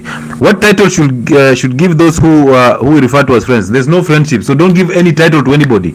Because why do you want to give people titles? You want to control them. Just live life. There's no friends. They're just people. Just let them be. Alright? Focus on yourself and become better. Hakunanga title. Ukiekea mtu title, umeanza kumcontrol. Sawa, hakuna title. Wewe enda, si yako na jina, muite jina yake. Mbona akwe best yako?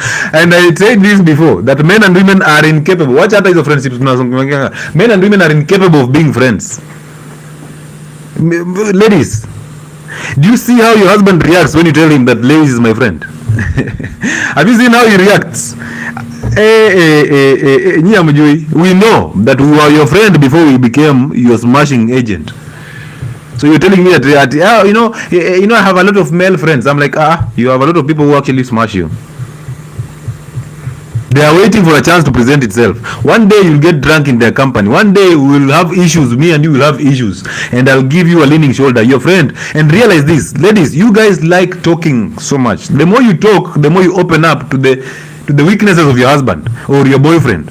So that friend of yours is like the football substitutes who did not play 80 minutes but came in at the 85th minute. How many of you know the World Cup? There's this guy called Mikel Merino. Comes in at the 88th minute. In the 90th minute he has scored. And all the newspapers are pointing on Merino. Oh, Mikel Merino just picked Spain from the dust. Washed the shame from the... So that friend of yours is like that substitute there, who is waiting for the 90 minutes to just come in the last 4 minutes and scores. And all the media is on him. All the attention is on him. Alright, so I'm going to tell you this. As you're telling your husband that this is your friend, of course that friend of yours is using that friendship thing to control you, to get information from you. So they are getting the reasons why you don't go along with your husband or your boyfriend. Now they will play a role. So you see, you're writing a script for them. They will play that actor in that script so perfectly, they will simply be the opposite of your husband or of your boyfriend. Guess what will happen? If your boyfriend is 1 minute man, they are telling you, oh, why would he smash you for 1 minute? Ai bana, mi kwanza mademu wangu ana complaining sana mwagonga 30 minutes. You're like, hey, by the way, sana gonga 30 minutes. I can't remember the last time I was smashed 30 minutes. Msezi ni mdeadly. Ukishaanza kulegeza. Now everything is slippery velvet. Looking at this guy and he's like, aye. And then now he has to muscles nini, puts on to ties, those slim ties. This guy asubuhi hata anaamka na iron asubuhi, longi inaweza kata nzi. And this guy is telling you, you know, this is the exact opposite of your boyfriend. But I am your friend. I am your friend. So unampea weaknesses za relationship yako. Ana capitalize on that. Na pia he knows there's no responsibility here. So he's coming in to hit hard so that he gets a second chance. My friend, he will remind you of the first weeks you had with your boyfriend. Now you're lost totally. Now you're here, you are in a relationship, but you have a side guy. So you are afraid of breaking this relationship because maybe this guy of yours, this boyfriend provides and all that. But you have to keep this other guy because he's your friend that you're smashing. But you start getting jealous when this guy has another woman. So now you're confused. The devil likes that state. You're a confused fella. In that confusion, another guy is coming in to show you that he's the opposite of your boyfriend and he's the opposite of your friend. And again, you start getting wet for this guy. Sasa itakuwa ngapi? Makosa si yako, makosa ni huyu mtu hapa. Your father failed you. He did not provide a spiritual bearing. So you don't know how to relate to these people. You don't know how to sieve the lie. You tell me, ladies, how many men have talked to you and they've hid their sexual game from you? A man will talk to you for maybe 48 hours. Today anakutupia tumistari, kesho anaongelea sex. So they are always intentional about what they want. So when you hold back on the sex, now they start bringing in the friendship aspect because they want to buy your trust, right? And they marinate you with the friendship there. Is marrying a second wife okay? Trust me, you cannot ask me that question. Why? Because I am not in a position to dictate that to you. You have to get a revelation. And the reality is, bro, if you don't fix yourself, realize this. Most people marry a second wife not because they want to. It's because they cannot curb their sexual urges. So they are thinking that this first wife has become boring because they've smashed her every single time. Realize that men are slutty in nature.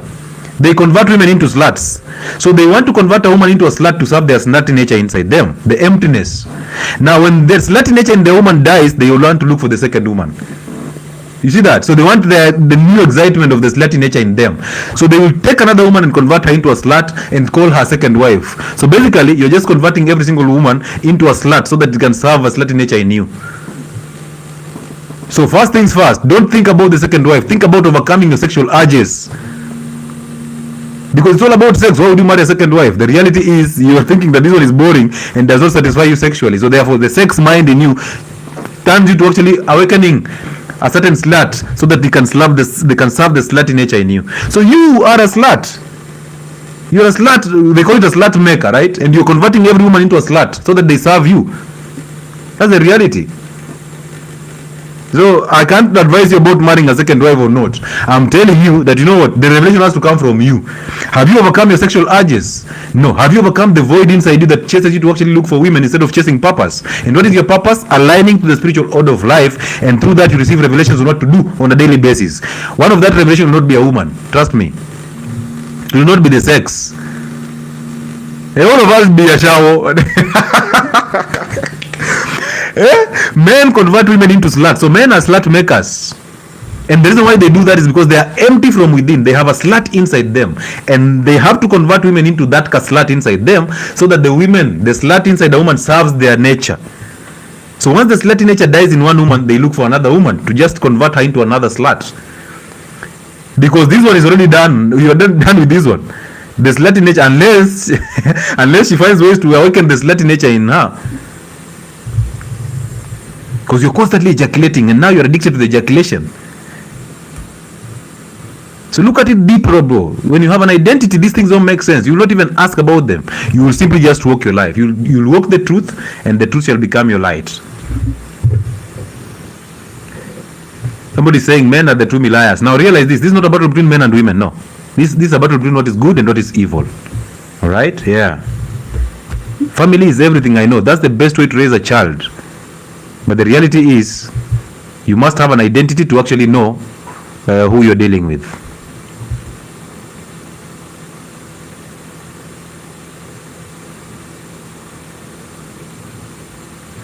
Somebody is saying we always try to defend ourselves, not the truth, because we are afraid of how people will think about us. That is the truth. People are always afraid of how people will think about them.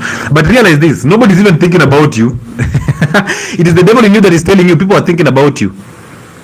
So when you're fat and you walk into a room and people laugh, you're thinking they're laughing at me.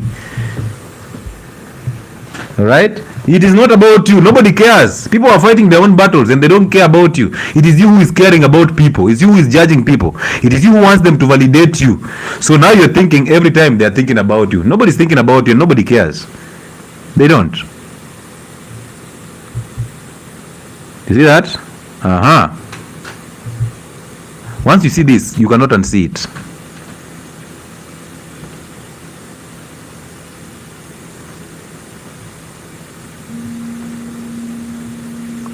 Jay Oboge, it's nice to have you back, my brother. Welcome back.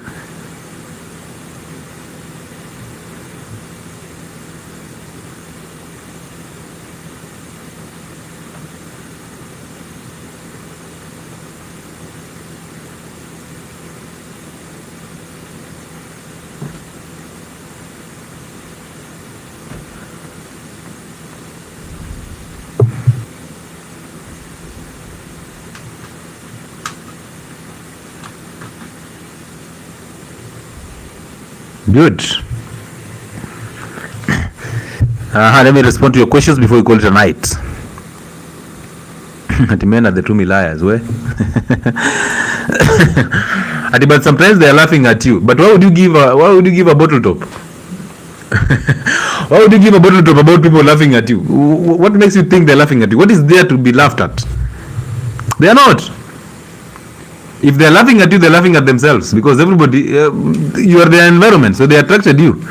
So nobody's laughing at you. People are just they're looking at you and seeing themselves in you. So nobody's laughing at you. They're laughing at themselves. Your problem is you want them to validate you. That's why you're thinking they're laughing at you. They don't care. You keep doing you. Keep fixing yourself. We need to host a one-on-one identity show. That is going to happen, my brother. I can assure you. The intention of these identity shows is to make sure that people get well and better and they get to see light. So therefore, we will hold this as a church one day, if at all God gives us the grace. Good. So is there anybody who wants me to talk to her and respond to the questions or so? I don't think so. I think people are okay. People are like, "Ay, daktari, ay, daktari." Those of you are calling me daktari. Right now I'm not daktari. Hiyo kofia tumeweka huko health and wellness sports. Sasa tuko Uncle Chile, my friend. Tunakuwhip.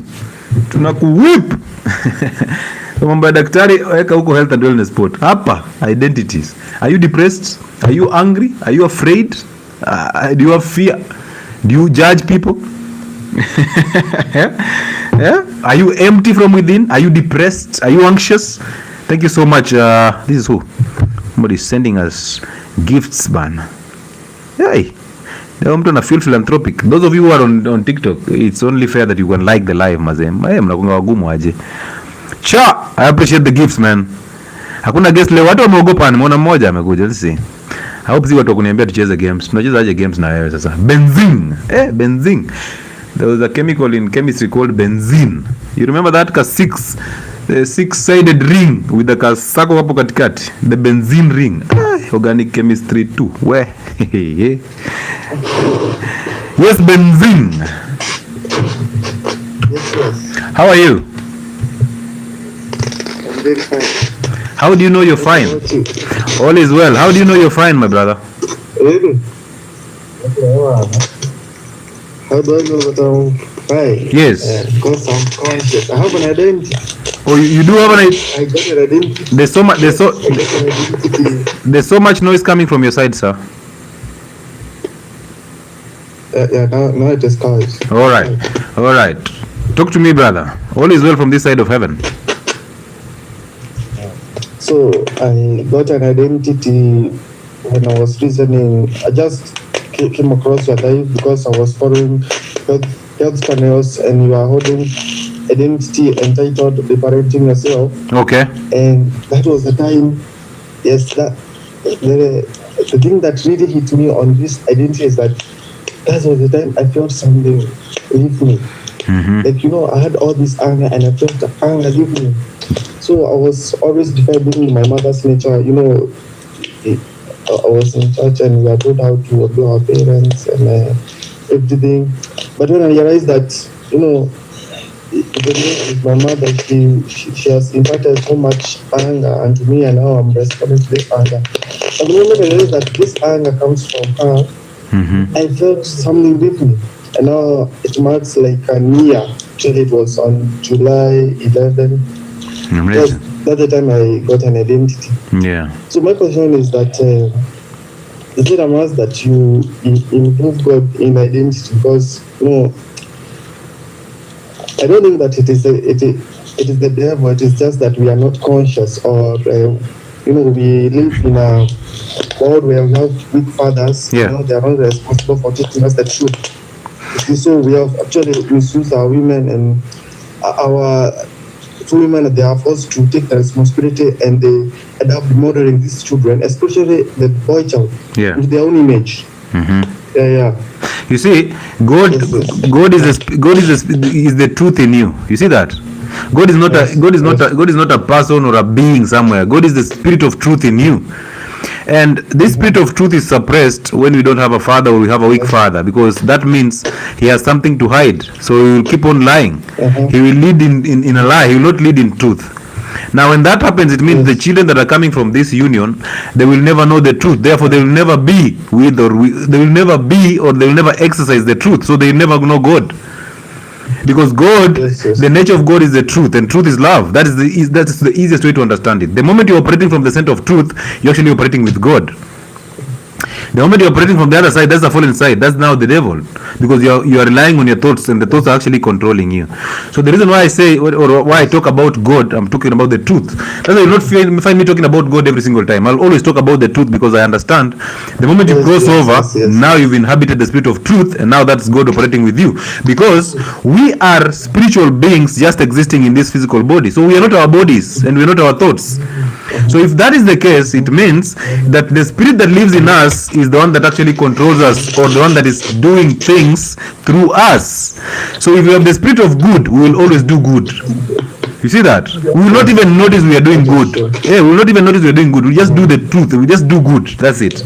But if you have the spirit of anger inside you, which is the spirit of evil, that relies on thoughts every single time, we are now controlled by the thoughts and not revelations anymore. And now we will do evil, because from evil comes evil.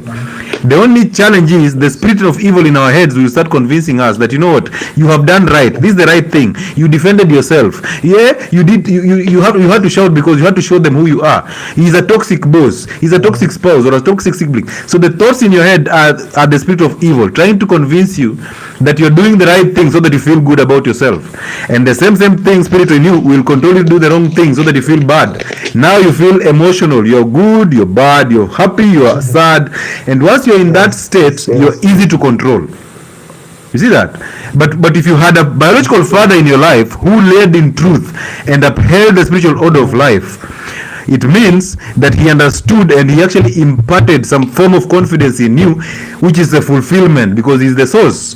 So you are connected with the source, and once you're connected with the source, there'll be no fear, there'll be no emotions, there'll be no relying on thoughts but revelations. Therefore there will be no you being afraid or you protecting something or you trying to live a certain type of life or chasing a certain type of goal.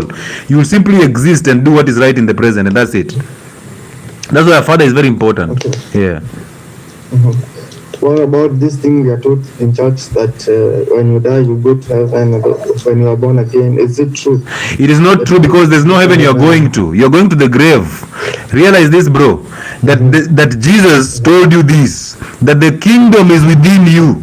The kingdom is within you. So therefore when you overcome anger, you're already in heaven. So why did you think, imagine you struggle with anger on earth, struggle with poverty, only to die to go and drink milk and honey, where you've left milk and honey here as a poor man. You see, the idea behind heaven is the idea behind consciousness. So Jesus was preaching consciousness. Yes. You see that? So when you're conscious, you are already in heaven because there is no anger, there is no competition, there is no fear, there is no destruction, there is no poor and rich. You're basically just existing and appreciating who you are in the present. That is heaven. But when you're struggling in anger in the fallen state, basically that's what we call what? Hell. So most people are living in hell, but they don't know. That is unconsciousness. Because anger is the nature of hell, so you're in hell. But once you overcome anger, oh bro, you're in heaven already, because the spirit of heaven or the kingdom is already within you. Okay. Now the last question: what about marriage? Because we have come to the conclusion that it is not good for a man to marry. I think it is not good to marry. You know, when you marry, you control another person in a. But I will take the responsibility for my children because I cannot allow a woman to model my children to her own age. But for me to sit in a woman in the same house, that's ruin my masculinity. I cannot be a superman. No, but there's nothing like masculinity. It's just conscious. Yeah, there's nothing like masculinity. So if you take the side of masculinity, it means you have fears of doing certain things because you think a woman will control you.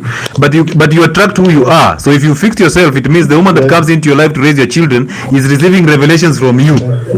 All right, so you're leading in truth, so you'll never have to fear a woman, you'll never have to fear living with somebody. All you will get is who you are. You fix yourself, you attract who you are, and now that becomes a woman who is agreeable and aligns to your principles. It becomes easier that way. But the problem with us is we have been loaded with this nonsense of masculinity, and now it has even killed the whole women. You see, that's a crazy way of thinking about it. So instead of me controlling these women, I would rather. But you see, you know, at some point you want to raise a family. At some point you want to be responsible for some people, because that's what a man is. But this has to come in as a result of revelations, not as a result of what you've been taught about masculinity. Yeah, it has to be a revelation, because marriage is an institution that is ordained by God. So it's not something that you just walk in just because now I understand masculinity or not. So realize this, bro. Whatever you're running away from, you'll end up attracting it. You see that? Yeah. So if you're if you've been taught masculinity and it actually makes you avoid people, that is not masculinity. That's actually just operating from your thoughts, and basically you're living a life of other people. Now look at it this way: the people who are teaching you about masculinity, don't they have children? Yeah, because mention those men who are teaching you about masculinity. Don't they have children? Don't they have wives or even ex-wives? So therefore they are teaching you according to their experiences with women, and they are not teaching you about their relationship with their fathers. Because if they taught you about how to reconnect with your father, you will never make mistakes that they made that actually gave them the experiences that they're actually now sharing. So they are supposed to teach you consciousness, not to avoid women. not to fear women. Yes. Yeah, unaona? Yeah. So they are supposed to teach you who to attract, because if they teach you how to actually overcome the evil nature of the world, you will attract people who actually overcame the evil nature of the world, and that becomes a peaceful marriage. So never fear marriage, never fear anything, because fear is the nature of evil. Simply fix yourself so that fear disappears, and you can easily see who is truth and who is a lie. And realize this: a role of a woman in a man's life is to punish your weaknesses. Sorry. The role of a woman in your life is to punish your weaknesses. Anytime you become weak, a woman overreacts to it. So you cannot blame a woman for your weaknesses. Yeah, so when you make sure you fix yourself to become a better human being, so that you inspire this woman, and through her you inspire your children. But now you're there learning masculinity, but still becoming the weak person, because your world is inside you and it's a mess. Yeah, so fix the world inside you so that you attract who you are, and through that your children get to live a better life.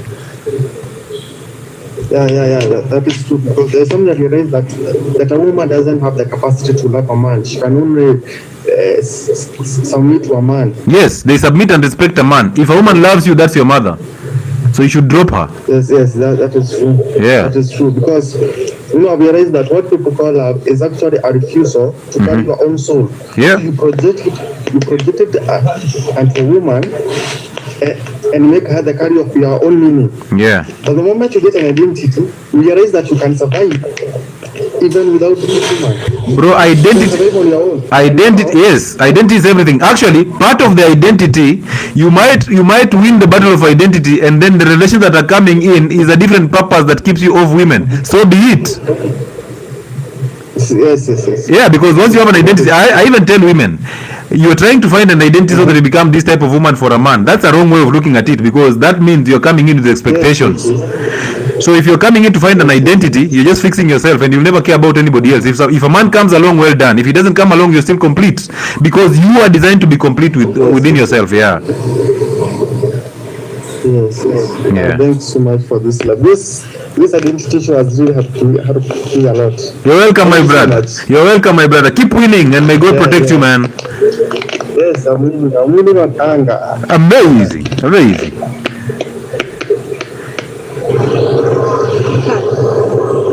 Happy. It is so unfortunate that you can actually pop into somebody's life, and you come in, you can't even mute your microphone. Where did you get that from? I'm having a conversation with somebody, and your microphone is unmuted, and there's noise all over your background. We can't even hear what this guy is saying, just because you came in and popped up, and you didn't mute your microphone. Where did you get that manners from? Does it work that way? Before I even come to you, let me read some comments here so that we finish this with you. Now you can easily see how Benzing is actually talking. He's saying, sometimes our coaches, in terms of it's not bad to have masculine coaches, but you see, when you don't have a father at home, you end up getting identity from masculine coaches. You end up attracting what they are saying, and it looks revealing. Okay, it looks very revealing when you get identity from masculine coaches, because whatever they are saying is something you can relate to. So now it becomes your identity. You're not supposed to pick an identity from a masculine coach. No, you're supposed to hear their teachings, and then you sieve through, because you are the one who is struggling with identity. So when you overcome your father and your mother, you can easily sieve through what is true and what is false. Because at this moment in time, most masculine coaches are teaching you how to avoid marriages and focus on yourself and become this successful guy. When the reality is, success is an illusion. It doesn't exist. It doesn't exist. If you're talking about money as success, if you're talking about me chasing goals, which goals? There are no goals. Because my purpose on this world is to serve God and move. And how do I serve God without an identity? God has to reveal my purpose through an identity. So the first thing to do on this surface of the planet is to overcome your parents, so that you don't see life through the windows of your parents. Now you have an identity, and now God will reveal things through that identity on how to live your life. That is now success. That is now a purpose you're living. But most of us think, just because I'm a doctor, I have to be this successful doctor. I have to change people's lives. I have to treat people. I don't have to change anybody's life. My role is to be a doctor and treat and move. You see that? My role on identity shows is to actually point you to the right direction and awaken up your consciousness. And once that happens, boom, you fix yourself. So a masculine coach dictates to you what they have intellectually achieved. Some of them are talking to you about their life experiences and other people's life experiences. They want you to learn from other people when you have one life. These people who are teaching you these things are struggling in marriages. These people are struggling with identity. You can easily see they can easily get upset. They judge. So they are not actually coaches. They are people who are actually operating from a center of ego. They want to be validated just the same way you want to be validated. So how will they teach you something that is actually rise and consciousness? They can't. So yes, you have to listen to them, I say that, but you have to listen to them with an identity so that you sieve the truth and the lie. So that they don't make you start hating women, or they don't make you think that we don't have to coexist. There's a reason why women were designed. And women were designed to help men to continue the creation, because men are creators. But for you to create a generation, you have to create through a woman. You see that? So imagine if you are afraid of women just because the masculine coach said, oh, women are divorced. And you see, there's a percentage of women who are actually ugly out here, who can actually destroy you when you marry them. There are women who actually have no identity. There's a larger percentage of women who don't have an identity. That's very understandable. But the same is happening in men. So this is not a battle between men and women. This is a battle between what is right and what is evil. You overcome what is evil, you come to the righteous side, you can now sieve the lie. But even if you've learned and you've qualified to be the best student of masculinity, but you don't have an identity, you cannot sieve the truth and the lie. You're still operating from a fallen state. Yeah? Good. So tuache mambo ya kuchukiana, tuache mambo, we need love. And human beings don't love love. They don't have love. Where do they get love from? Unless you connect and work on yourself every single day, you don't have love. Such talks should happen more. They happen every Friday. And now I start to understand why people miss identity shows when we break for our online consultations, in our physical consultations in Nairobi. Now I understand why. Because there's a huge gap that needs to be filled. And they are very, very revealing. So thank you so much for that. Easy code lab 7. I appreciate that.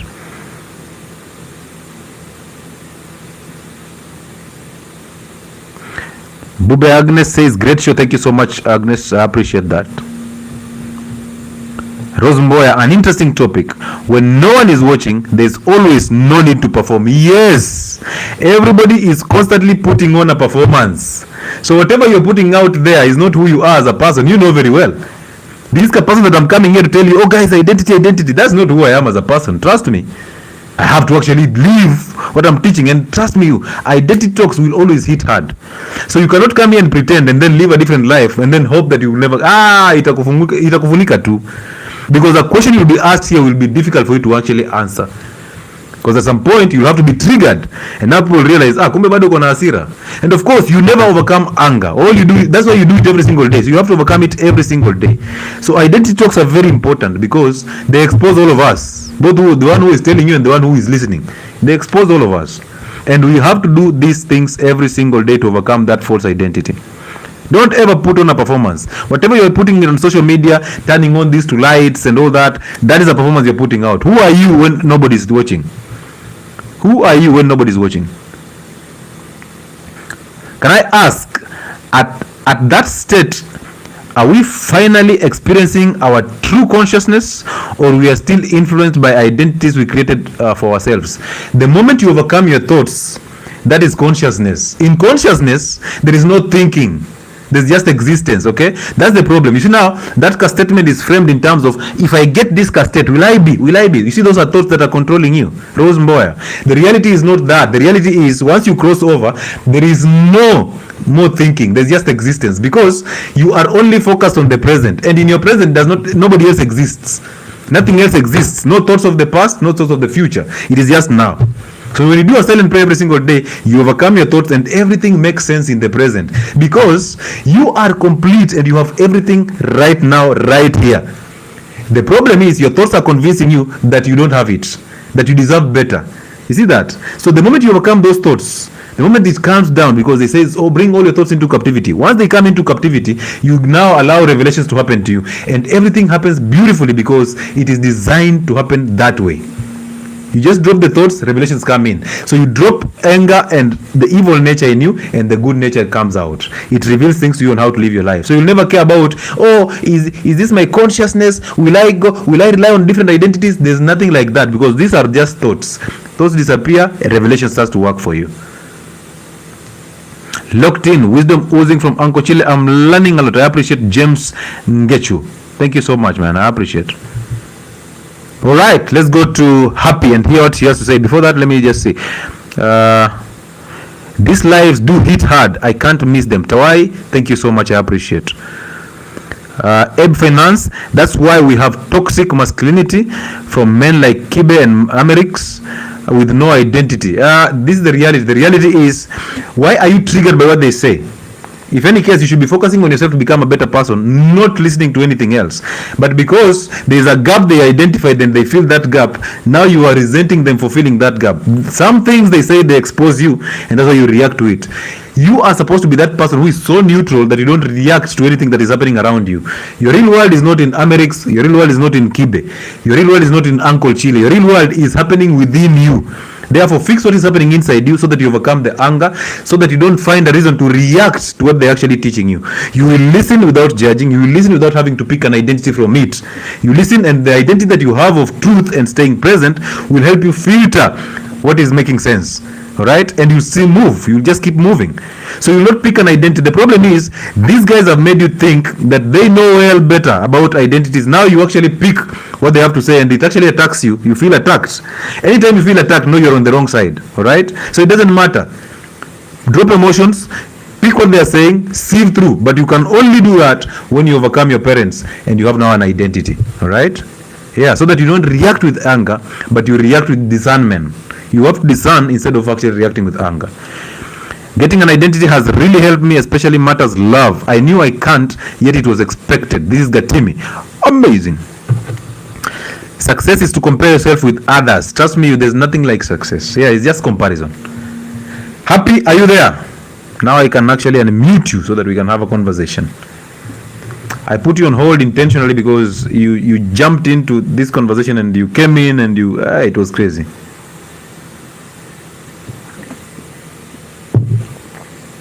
You need to learn how to react with discernment and not to react with anger.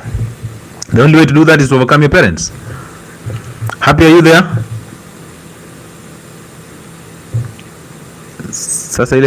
I'm here. All right, how are you? I'm very good, doctor. How are you doing? All is well, and we thank God for life. That is it. And today is my first time to join you live, but I'm ever following you. Okay. And you're my best doctor. Your teachings did a lot for me. Okay.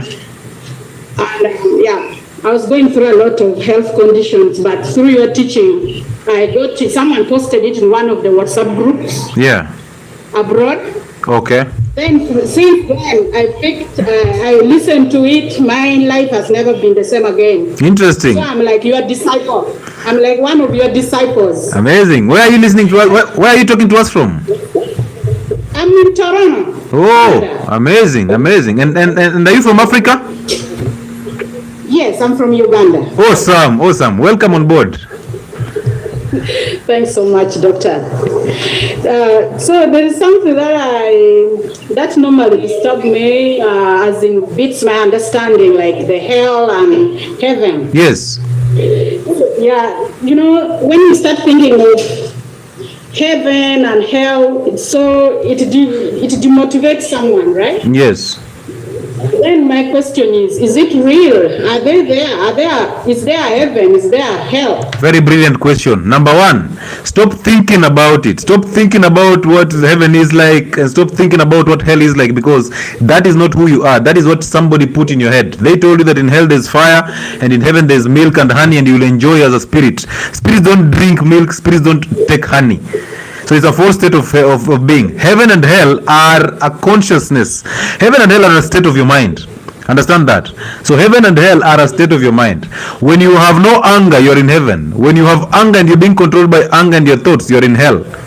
So you choose you, because all of us are born already in a fallen state. Because the moment you pop out of your mother's womb, the conditioning begins. So therefore, a script is written to you by your mother, by your father, by the church, by school, by your colleagues and everything. Now it's time for you to overcome that. So the thoughts that are in your head, they are not yours. They are coming from other people. Therefore, you're living a life that is not yours, the life of other people. You're very unconscious. You're trying to please other people, but you don't even know it. So you're constantly living in hell. You have adopted anger from your mother because your father was weak and she became angry at your father. Now you have that anger. Now when you have that anger, you're already in hell. And you see, these are things that were passed to you automatically before you even became conscious. So you have a script that is false in your head that is sending you into the state of unconsciousness that is called hell. Once you overcome that, at the moment you overcome anger and you're full of love, now you can love people. That is heaven. So heaven and hell are a state of the mind. Correct. Now, doctor. Yes. How did we come to life? And who brought the issue of God? Why is that? How did we come to life, like to be living things? But why is that important to you? How did it start? Why is that important? How did it start? How did you come to life? How did you come to life? Yes. Like how did I know the sperm and that egg of my mom. Yes. But then, no. Leave alone the egg. Your father and your mother had sex, right? Yes. Yes. Yeah, that's where the egg came in and the sperm. Yeah. Yes. So why do you care about any other thing apart from that? Because that's how you existed. That's your existence. Now you have to be made to think about Adam and Eve because you read the Bible. Why don't you just care about you and your existence? And you know very well your mother and your father had sex for you to come in. So why would you now start thinking about how Adam was created and how Eve and Adam ate the fruit? Why would you think about these things? That is where now my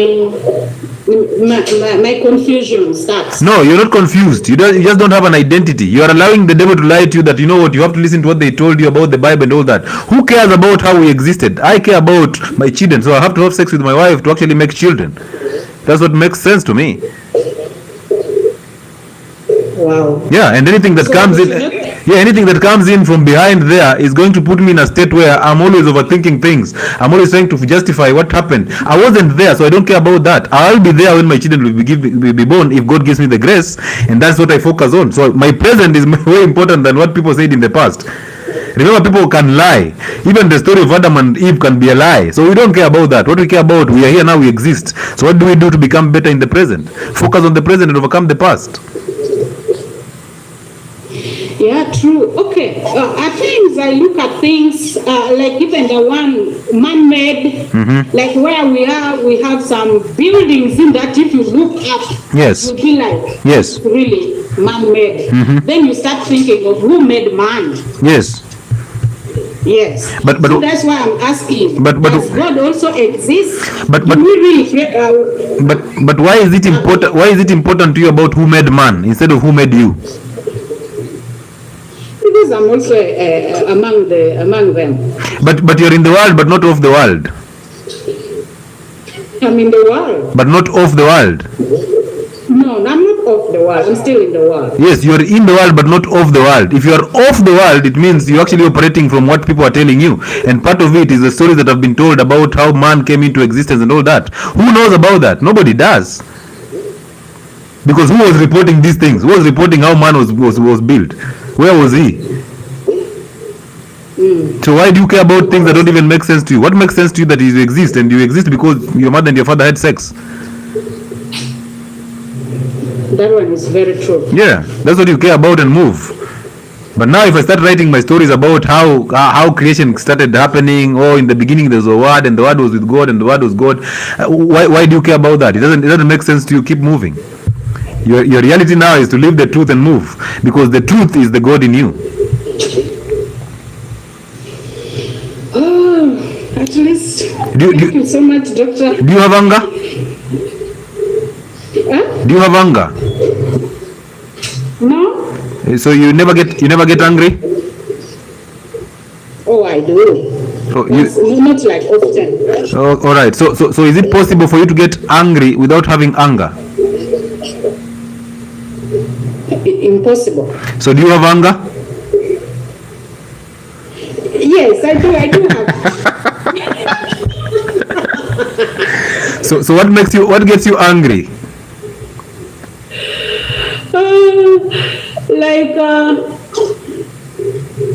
What makes me angry? Angry. What gets you upset? Yes. Okay. Right. If somebody annoys me. Okay. Yeah. So if someone annoys me. Do you think people annoy you? Something upsets me. Okay. Do you think people annoy you, or do you think people help you to exercise anger in you? Because already you have anger. Okay. They just awake the anger in me. Yeah. So then why do you think they get you angry when you already have anger? So why are you blaming people for what you have already?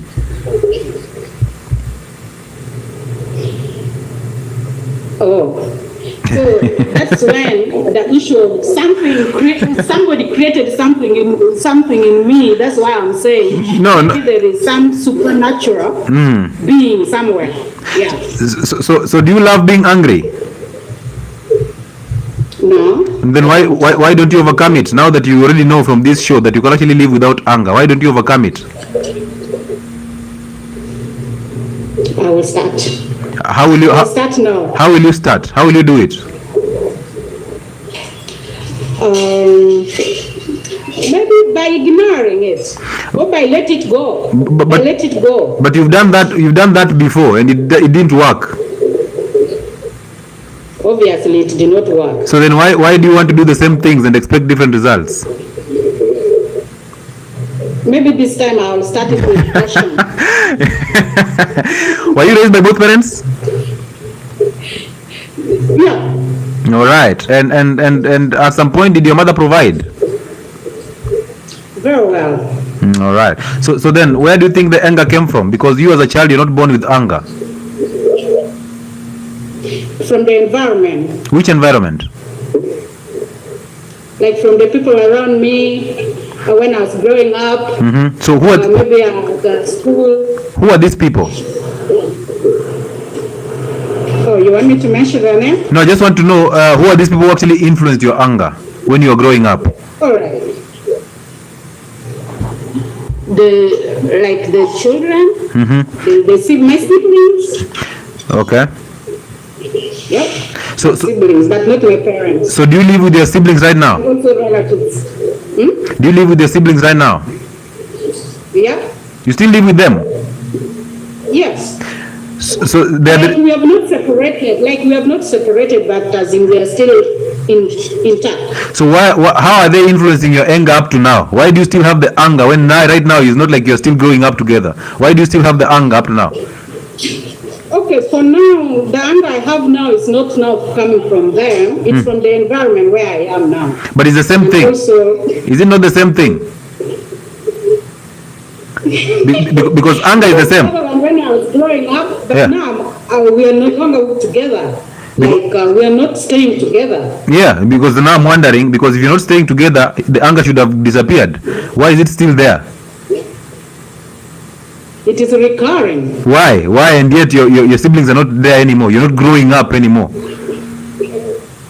Maybe I need to address the root cause. And what do you think is the root cause? That's why I'm here. I want to hear from you. How can I address it now? I need your help. Well, I don't help people to overcome anger. I simply point people in the direction of light, and they choose to follow if they want to. If they don't want to, it's up to them. So if you're tired of anger, you simply need to forgive your mother and your father. Simply face them and tell them, I apologize for being angry at you for no good reason. Because the reason why you adopted anger is not about your siblings, it's about your parents. Your father did not lead you in truth, and your mother got angry at that, and she ended up protecting you against the weaknesses of your father. That's how you ended up adopting anger. So for you to overcome anger, you must face your mother and apologize for resenting her, and also face your father and apologize for resenting him. And once that goes, the spirit of good shall take over. The anger shall disappear. And now from there, you start seeing things differently. Now you'll never play a victim. Because right now you're playing a victim by thinking other people are responsible for you being angry. They are not. Right? Because now that you are already grown and you're conscious now, you should actually find consciousness and become consciousness.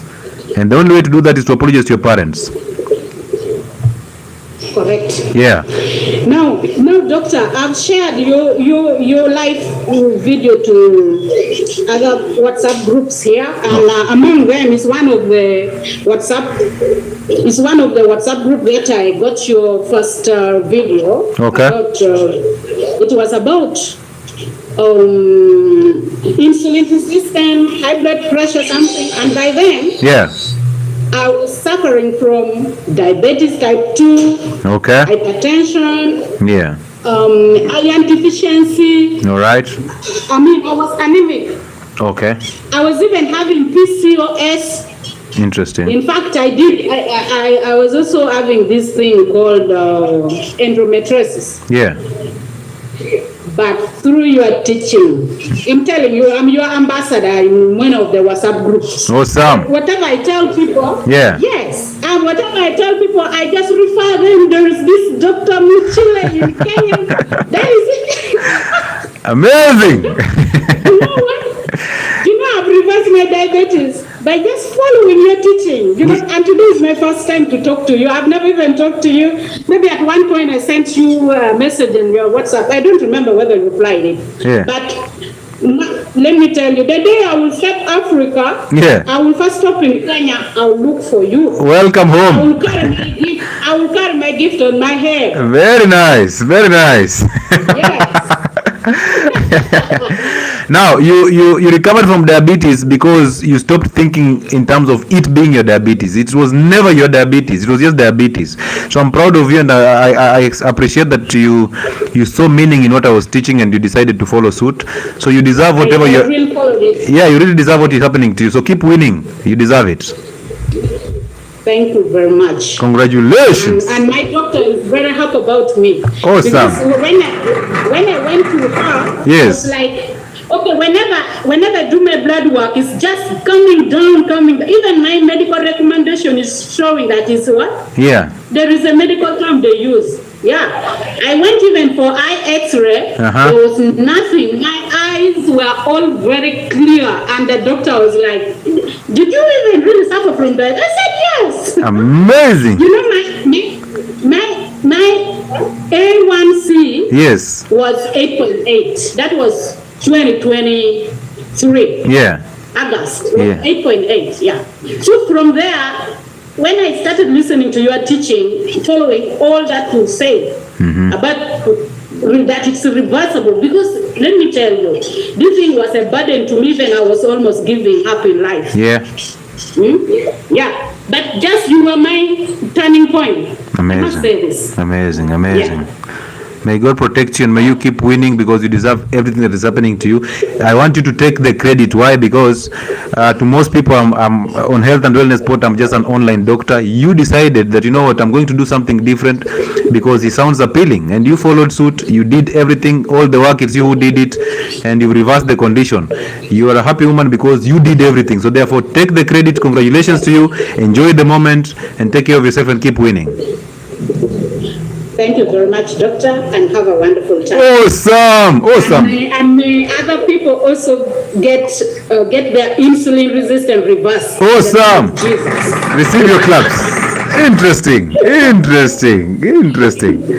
Ladies and gentlemen, how can I not pick? Sometimes it's difficult not to pick identities from such stories. But anyway, we keep moving. That's one condition. Multiple conditions down. We shoot them with a gun. One condition down. Tunashukuru sana for the vote of confidence, for the appreciation. We thank you for being bold enough to come and share it. Mutabari, thank you for sharing and gifting us and also asking this question. So I'll respond to you, Mutabari. This is the reality check. How do you apologize to your parents? Now, this is the reality, okay?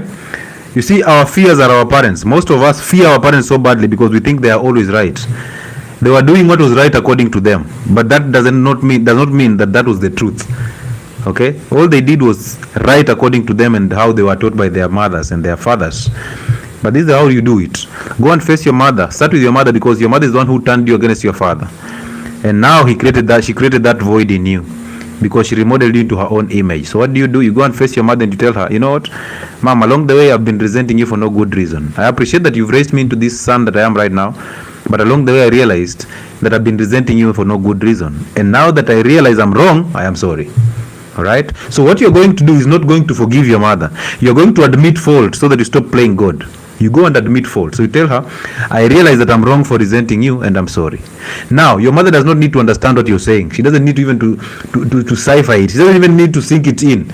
You just tell her that, face her because you're overcoming your worst fear, and then admit fault so that God takes the burden out of you, because it's a spiritual battle. Once you face her, you apologize to her, God takes the anger from her out of you. He takes her identity of you and he reinstates your own identity. He now gives you the spirit of good. And then you go and face your father and you tell him, along the way I realized that you allowed my mother to remodel me into her own image, and I'm sorry for resenting you for that. If you knew better, you'll have actually done better. However, now that I know better, I apologize. All right? Yeah, now that I know I'm wrong for resenting you, because it's wrong for me to resent you as my father, I apologize. Now, whatever your father says should be none of your business, because once you apologize to your father, you have overcome his weaknesses. Now, what will happen to you is you will inhabit the spirit of good and the identity. Through that, God shall reveal things to you, because now realize that your thoughts shall become louder the moment you start finding that identity. But you will have the identity already, so there will be revelations coming in. So you need to actually overcome thoughts so that you allow the revelations to keep working with you. So what do you do now? You start doing the silent prayer. You wake up in the morning and sit on that bed and just pay attention to your thoughts. Let them calm down. Don't follow your thoughts. If you realize you're following your thoughts, use breathing to come back. All right? So just pay attention. Let thoughts come in, let them go. Let them come, let them go. In the beginning, there will be so many thoughts coming into your head and it will be difficult for you. But as you do it consistently in the morning and the evening, you realize the chaos in your head starts going down. They start going down slowly but carefully. If you end up sleeping through that silent prayer, no problem. If you end up being distracted, go through it, because it is a painful process, but go through it. All right? And then you get to a point where you can close your eyes and think about nothing for 5 minutes, and it will look like a microsecond. That is you winning. That means you've overcome all your thoughts in your head because they're not yours. And now anything you'll be surviving on will be revelations that are coming in from the spirit of good. That is now you with an identity. And through that identity, you will live in the present every single time. You will not worry about the future, you will not worry about the past, because your life will be existing now. So if it's not happening now, it is not happening. All right? And that's how you win this battle. Once you get to that level, bro, everything else opens up to you.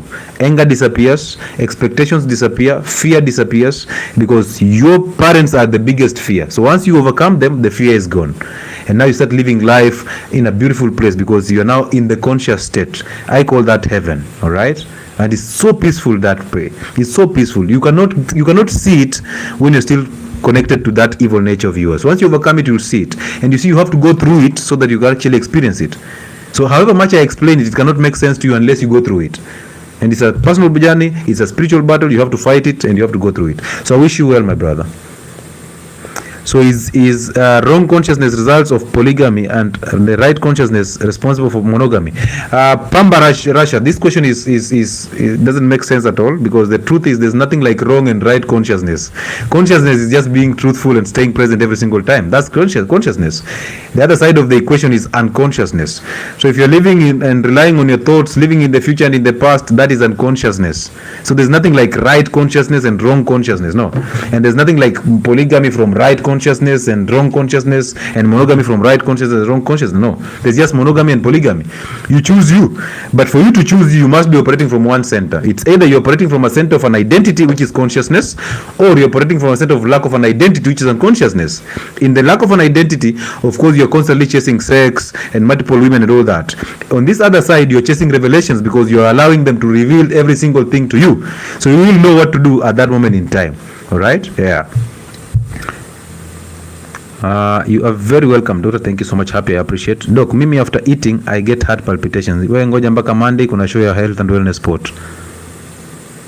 Hata wewe ukisikiza venye tunaongea hapo, unasikia tukiongea ni medical condition kweli, na nimeongea kuhusu heart condition tu on Monday. So wewe utaki kuweka bidii uende kuona health and wellness sport. There's so much content there to actually learn. What's the Bible stand that can't be? What's the Bible stand? They can't both be right. I don't understand you. I don't understand you. Why would you ask me about the Bible when you actually have the power to read the Bible on your own? Why don't you read the Bible and interpret it on your own?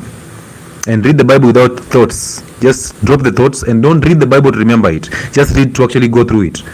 So drop the thoughts as you're reading the Bible and read, so that you actually get empowered on yourself. You actually get the interpretation with your own mind, not with the mind that was put in your head by somebody. So I cannot dictate to you what the Bible says and what you have to read through it. Put in the work.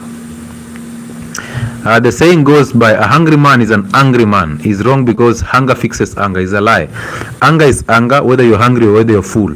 All right? Yeah, money exposes anger. Lack of money exposes anger. Money can actually mask anger, but it doesn't mean you don't have the anger.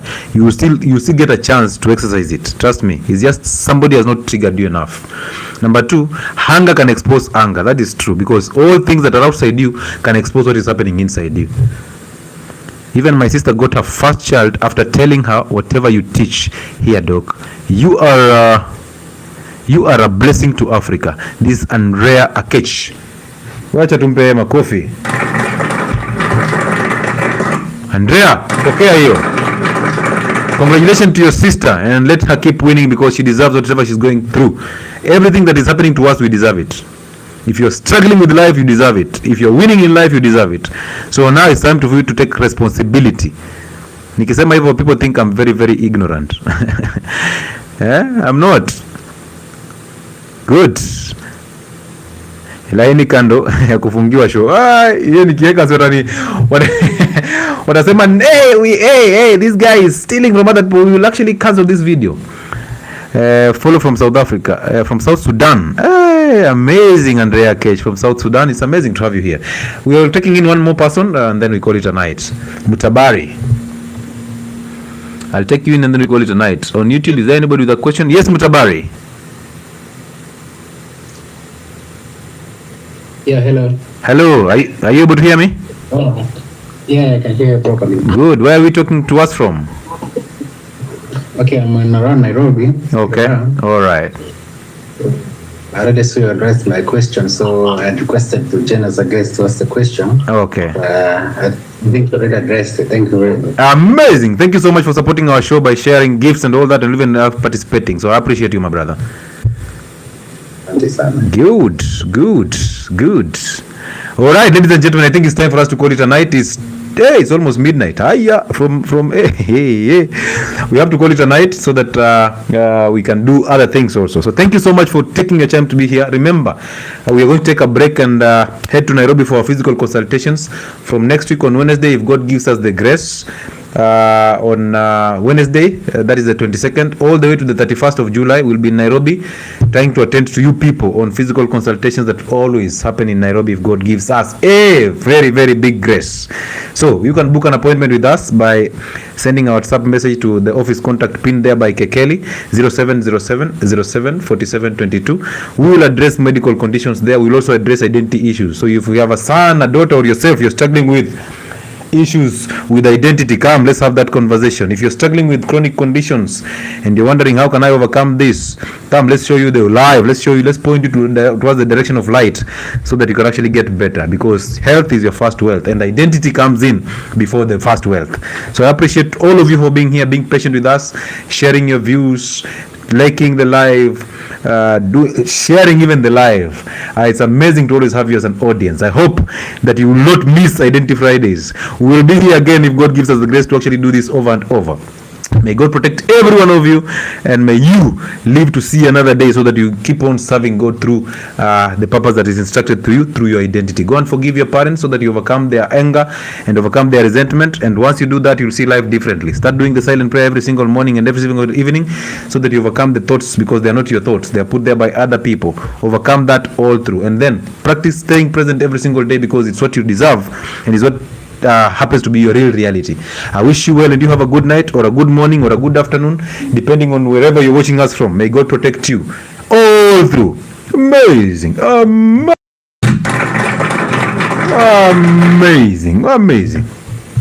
Good. Haya, watu wa TikTok wamesema tuweke laini kando ku close up the show. Watu wa TikTok wamesema weka